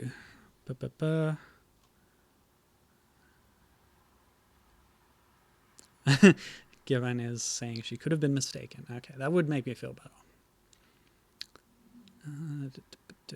Paul Norman's Aztec Challenge was another one of his interactive mini movies featuring 7 completely different kinds of blah, blah, blah, blah, blah. So yeah, that's a good thing. I've seen people describe it as like him making little movies because that's what he's inspired by, which I think is a pretty cool description. Screen scrolls at a set pace from right to left, and your mission is to get as far as possible, blah, blah, blah, blah, blah. Pressing the fire button makes you jump. Pushing the joystick up simultaneously makes you jump higher, and pulling the joystick down makes you jump lower. We've cracked it. The key. We've unlocked the keys to the kingdom, and eternity is now ours. Okay, you ready? It didn't work. What happened? Hold on. What's wrong? Oh yeah, I might have to relaunch the emulator with the controller in. Well, I can't believe I'm such a games master that I made it that far through the game without understanding basic control mechanics. I guess that's just how cool I am, you know? I'm just good and great at video games, and everybody should just say that I'm pretty cool. That's all I want, really. Just say that one thing. Okay, right. Now that I've mastered the mechanics. Okay, so just trying out holding down, holding up. It's the same. Okay, so obviously, okay, there we go. It's the joystick. It's the analog stick. There's different sounds. You will notice, actually, that there are sounds in this game that play whenever you pause and when you die. Now, when you jump, while holding the analog stick on this emulator of your controller upwards, you'll have a different sound and you jump higher. How about that? Isn't that a cool mechanic? When you hold down, you actually jump lower with a different sound again to indicate the fact that you're jumping at a different height. Isn't that fantastic and just a fascinating little mechanic that's great, that should have really been obvious to anybody who was playing this game? They don't even need to explain it, really. It's that obvious. Like every platformer game has mechanics just exactly like this, where you hold down to jump lower and hold up to jump higher. So it's really self-evident if you've played any kind of game in the last 30 years. So really nobody has any reason to complain or to try and play the game in a different way, because that wouldn't make any sense. Yeah, so it's really all just about reading the instructions, really. That's my downfall, is I didn't read the instructions. Not that I had any, but I want to give a big shout out to Gibbon, the birthday girl, for finding a very in-depth review of this game that actually explained the mechanics. And I want to thank myself for reading it. Yeah, so that was the key, really. Wow, I can't believe it that I am that stupid. Okay, well, this is going to be a lot more manageable now, I'll tell you that much. No Milo jumps needed. It's a wasted mechanic. Waste of space, like everything that I touch. I'm joking, of course. Yeah, no, actually, really, thank you very much for finding that, because I am now able to actually play the game the way it's supposed to be. Thank you. Yes, I will have some water. And breathe. That's good advice. Now that I have more control over my jumps, I will be able to make better save states, because I can do a jump like this. That didn't work. Okay. Let's go. You know, I did this exact same thing when I played the game Monkey Shines 2 Guerrilla Warfare, where I played as much as I could every level of the game. I played not to completion because I didn't know there was a run mechanic and I couldn't run. So I couldn't make a lot of jumps that the game expected me to, and I didn't know why, because I'm stupid. So this is really reminding me of that, where I spent so long just struggling, not thinking to try other things that might help me, that might have been part of the game mechanics. If you just sat back and thought about logical, you know, game design stuff. Yeah, it's just flashbacks to one of the most humiliating experiences of my life, you know. It's great. Good stuff. Really cool.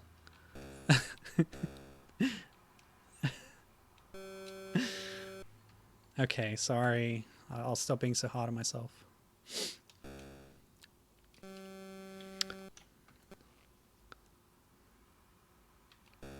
Please read my previous comments with a sense of irony, as they were intended. I know I'm pretty deadpan, but yeah, just a bit of fun. I don't actually have trauma from the guerrilla warfare stream. Like, I think I've had some pretty crap streams in my time in terms of my own performance or whatever, but that one I didn't mind so much. I still had a good time with it. By the way, I do have to hit left alt and L to load my state. Right alt doesn't work, so I do need to stretch my hand over the keyboard every time I do it.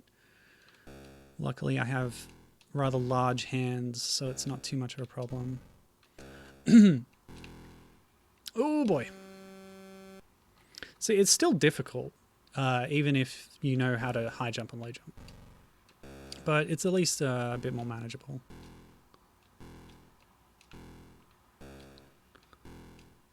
So low jump here, high jump here. Yeah, it's amazing what you can do when you have a bit more control. It's great. This game suddenly became good.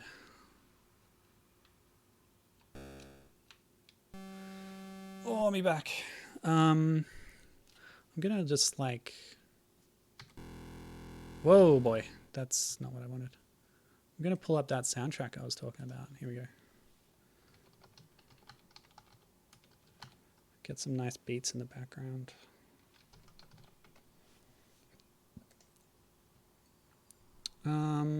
Oh, I can't find it. That's interesting.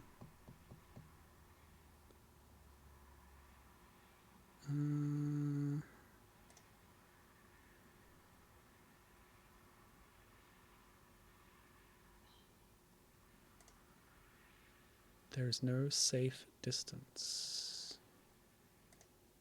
Well, never mind. I guess I'll go without.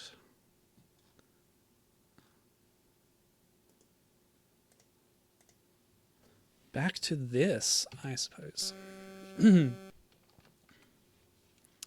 So I want to make an interstitial save state at some point. But it's really... it's kind of tricky to know when I'm going to be safe for an instant. I could do it on a downswing as I'm coming in for a safe landing, but it can be sometimes a little hard to predict when that's happening.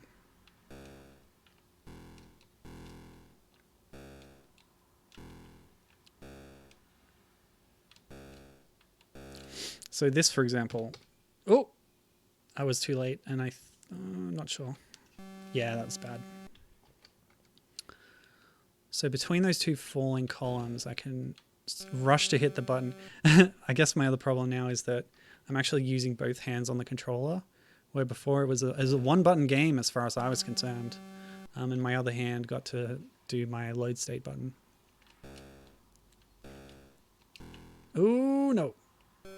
Yeah, that wasn't going to work. I could probably high jump from, like, here to here. Yeah, that works. And then there to there. All right. That's cool. Oh, no, that's bad. Yeah, I wasn't high enough for that one. Okay.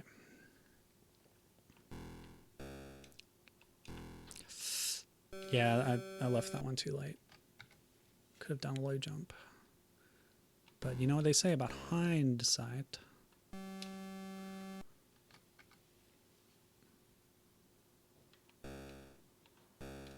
I don't know what they say about hindsight. I have just been born into this world as a newborn babe.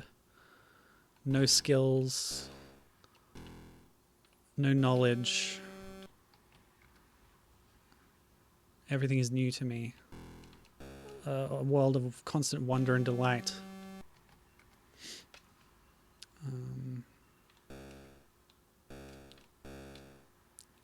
Sweet summer child with no preconceptions. Oh, I froze.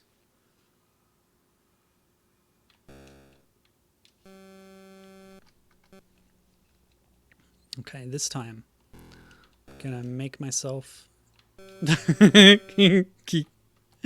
gonna make myself throw up.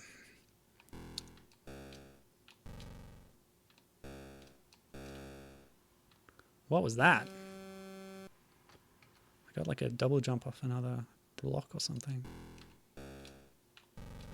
So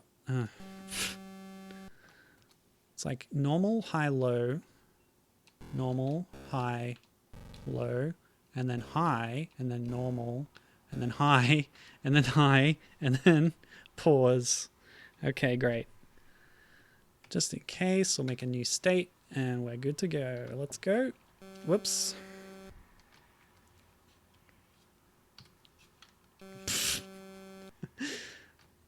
Yeah, the problem is, what am I going to do with this? Nothing's mapped. What if I do this? And then adjust it so this is cleared. Then I can do this. Okay.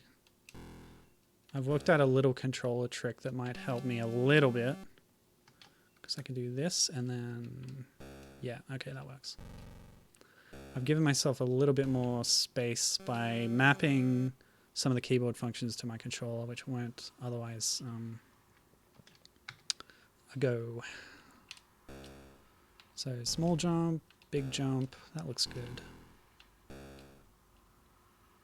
Big jump, pause. Woo! I don't know if that's safe. I'm gonna have a litany of save states happening here. Yeah, there we go. That's good. This is working. Almost. Okay.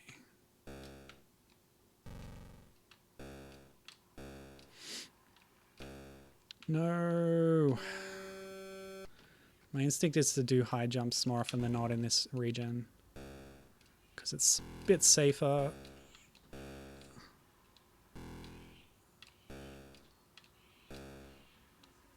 Oh, no. Yeah, it's a long one.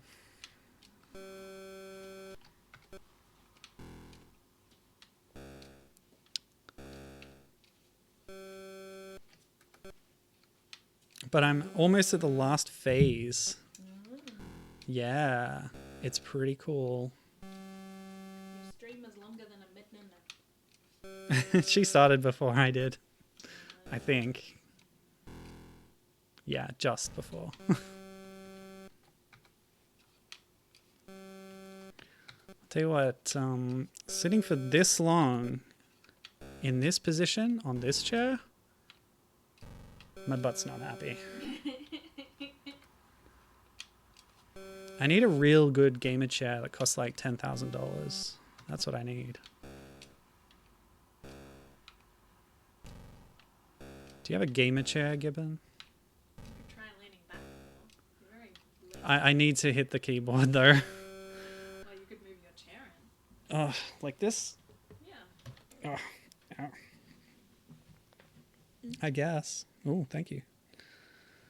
Oh, too far. So now I have to put this here, this here. Okay, go. I'm almost there.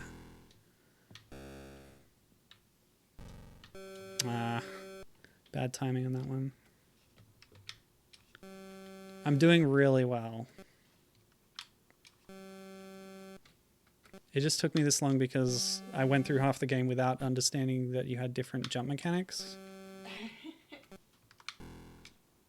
So I was being like a totally elite pro gamer. And just doing it the... hardest way possible. Yeah, I guess so. You could say that. Or you could say it was an intentional challenge run based on engaging with the mechanics in an unintended way. I don't think you needed to make this game an intentional challenge run. It looks awful. Awful? That's rude. This is Robert Bonifacio's magnum opus, I'll have you know.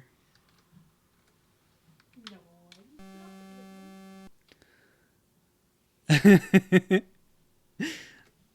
Gibbon does not have a late gamer chair. She has a dumpster rescue from when she was in college. Has periodically had new padding and pillows duct taped to it. You're still using that one? I think I've seen a picture of that one. I thought by now you would have got a new one. Yes, yes. The Triumph. Oh, there's more gems. Oh my gosh, really? That's right. This is, I think, the third part of this phase. So this should be the last one. I think every phase has 3 parts.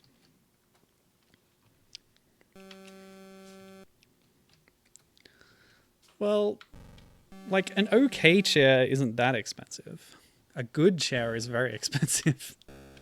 I think something better than a dumpster chair wouldn't be too much. Okay. But, hey, you do you. I'm not your mother. in such a way that it's really comfortable. Yeah, maybe. Maybe hers is even better than mine at this point. Even though we got you on fancy expensive. It wasn't that expensive. Oh. Well, Cameron's is like 5 times the price of this one.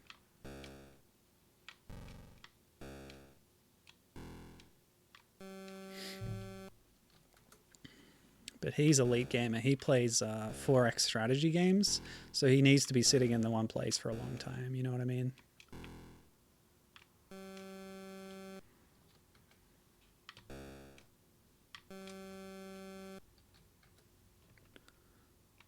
How's that death noise?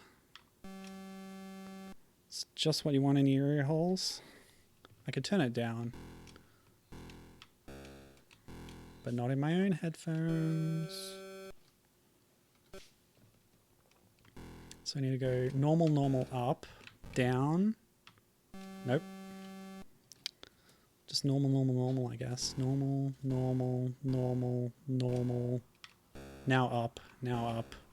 Now pause. Now save.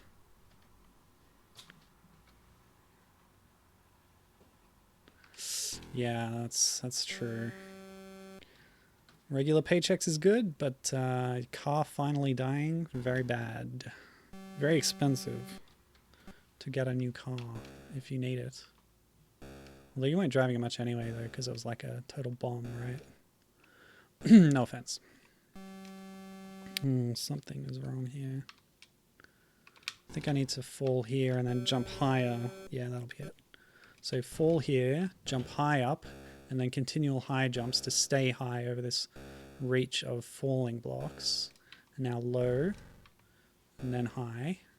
Okay, that works. Normal, high, high, normal, low, high, high. Beautiful. Look at that. Oh no, another section? Oof.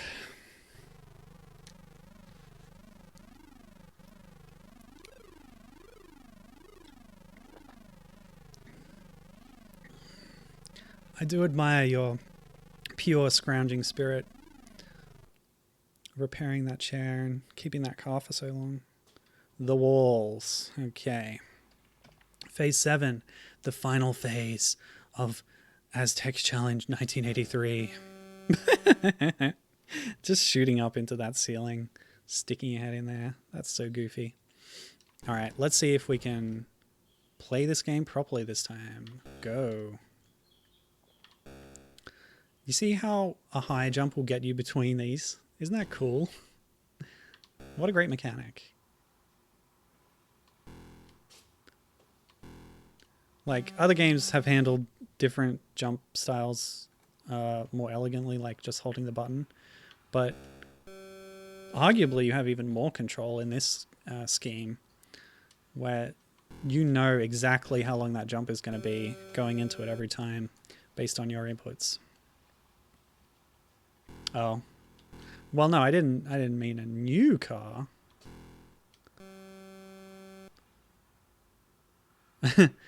But whatever she gets will be newer than the 89 Geo Metro. Wow, your car is as old as me. How about that?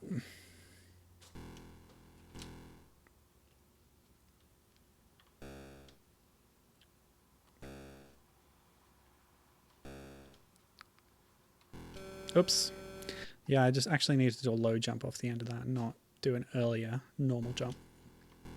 That was a mistake. I have made my mistake. So like this. Too early. It's okay, I'll make a save state this time.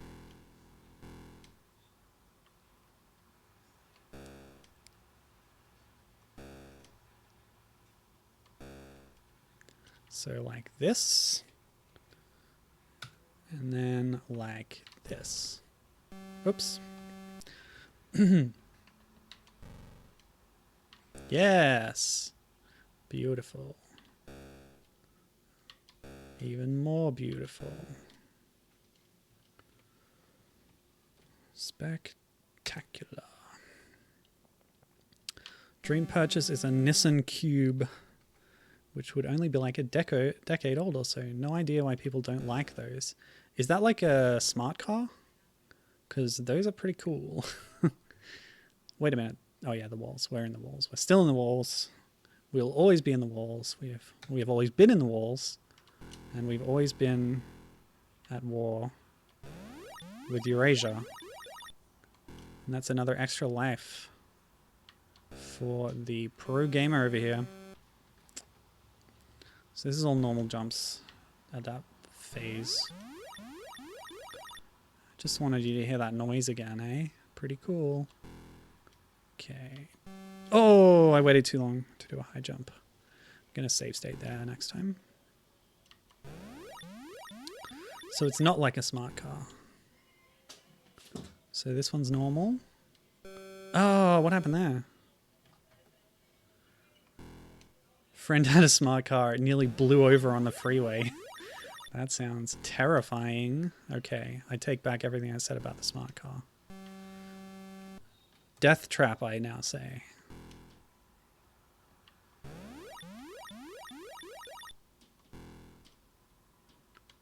Okay. So what is a Nissan Cube? Fill me in here.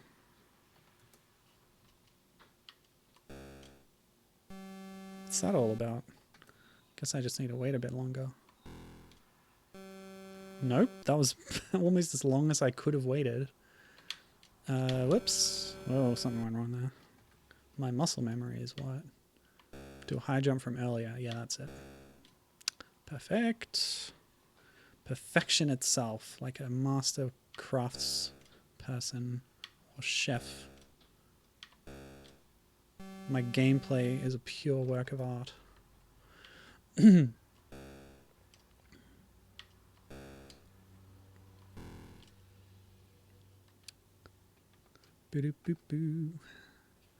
Ooh, it's boxy. Like a Japanese car. Oh, look at that. I love that. Yeah, go to Asia. These things are all over the place. If you want a car like this. I don't know which countries have the same hand drive as America, but... Oh, wait. Importing would be... Yeah, expensive. Never mind. Yeah, like, I don't know if it's a taste thing or what, but they're all over the place there. Also, possibly a regulation thing. Like, that cube shape is a great way to get more space in the car without it being larger dimensions on the exterior. Did that make sense? Anyway, yeah.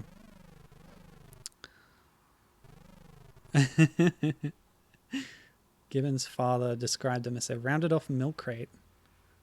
There's a couple for sale nearby. Wait a minute. I beat the game and it just cycled back to the start.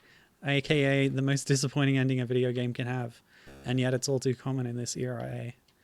Okay, oh, I've exercised my demons and I've become the pro gamer that I always knew was deep inside me. I beat the game. I beat Aztec Challenge 1983. Not legitimately, mind you. I used many save states, but hey, we figured out how it controlled. We saw everything that the game had to offer. And unlike the TI-99 version, it does not have scorpions and spears. I liked the gem level where the rocks were falling above the floor as lava. That was kind of cool, especially once you understand how to do different kinds of jumps. The other layouts are kind of a bit plain, I guess. But yeah, God, I beat it. It's an Atari game. What did you expect? I expected closure, Gibbon. And you know what? I found it. But from within my own heart, not from anything a game was telling me. I guess I'm done, unless I'm gonna really hate myself and do this exact same thing again on the 1982 Atari version. But I figure that's going to be a pretty similar experience to this. Well, I actually got to phase 9. How about that? See just how easy this is when you know how to jump properly. You can do this. Oh yeah, you can do this. Oh yeah, you can do this. My God. Okay, well that was obviously the wrong kind of jump. But you know how I was struggling so hard with the timing on getting up when I just made it onto that high platform? It's easy, you just do a high jump. There's nothing to it. It's a breeze. Like so. And anyone can do this game without save states with one simple trick. Use the joystick, buddy.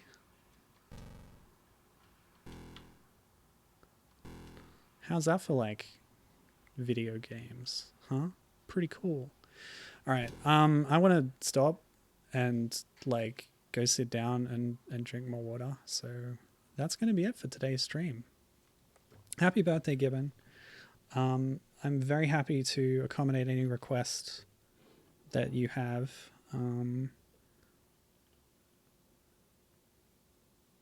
In the future. Oof, I'm really beat up about this, or rather, after this. Yeah. Sure, I can quit whenever I want. Sure, I don't have a problem. You are 100% correct. Anyway, thanks for joining me. I hope you endured this stream and my own ramblings and ravings. Yeah, a little blast from the past, Aztec Challenge. We got to see all the different versions. That was cool. We got to continue the Commodore 64 and the demake homebrew streak. Well, I know that. Yeah. Like I said, it's tomorrow in my time zone is your birthday. But I'm working that day, so I can't stream that day. But yes, you're quite welcome.